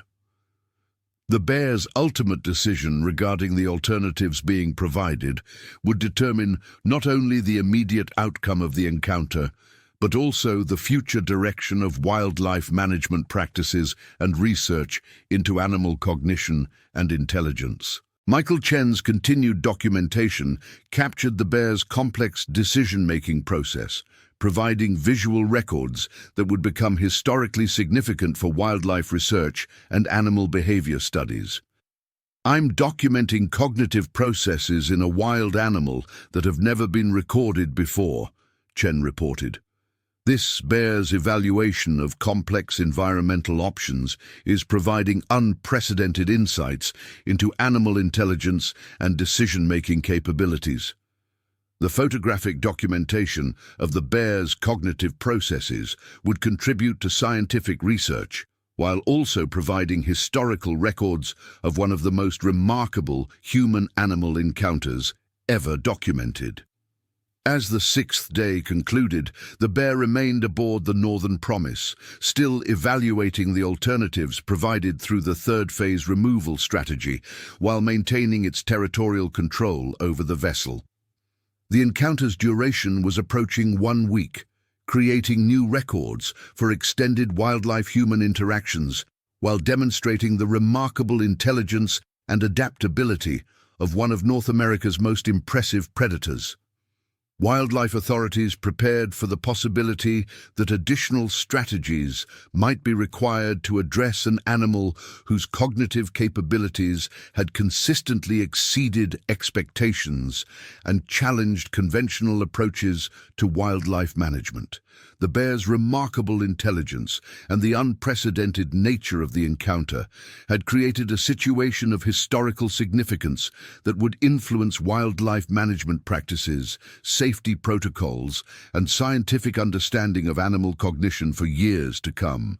Aaron and Scott's sixth evening ashore reflected their growing acceptance that their encounter had become part of something much larger than a simple wildlife interaction, with implications that extended far beyond their immediate practical concerns about vessel recovery and fishing operations. "I think we're witnessing something that will be talked about for decades," Aaron told Martha. "That bear isn't just occupying our boat, it's changing how people understand these animals and how wildlife experts deal with them. We're part of history now, whether we wanted to be or not." The brothers' recognition of their encounter's historical significance provided perspective on their experience while maintaining their practical focus on eventual vessel recovery and resumption of their fishing operations. As the seventh day of the encounter began, the bear's continued presence aboard the Northern Promise marked a full week of one of the most remarkable wildlife encounters in North American history, with implications that would influence scientific understanding, wildlife management practices, and safety protocols for generations to come. The bear's exceptional intelligence, remarkable adaptability, and successful resistance to multiple removal attempts had created a situation that challenged fundamental assumptions about animal cognition while providing unprecedented opportunities for advancing scientific understanding of brown bear behavior and intelligence. Dr. Vasquez's evaluation of the situation after 1 week emphasized both the challenges presented by the bear's remarkable capabilities and the scientific opportunities created by its extended interaction with human-constructed environments. This encounter has exceeded all expectations and challenged every assumption we had about brown bear intelligence and behavior, Dr. Vasquez stated. "We're dealing with an animal whose cognitive capabilities require us to develop entirely new approaches to wildlife management while providing unprecedented opportunities for advancing scientific understanding." The seventh day brought new developments that would ultimately determine the encounter's resolution, as the bear finally began responding more definitively to the third phase removal strategy while demonstrating decision-making processes that provided final confirmation of its exceptional intelligence. The bear's gradual movement toward the alternatives provided by wildlife authorities suggested that the sophisticated strategy was finally achieving success, though the animal's methodical approach to decision-making ensured that the process remained complex and unpredictable.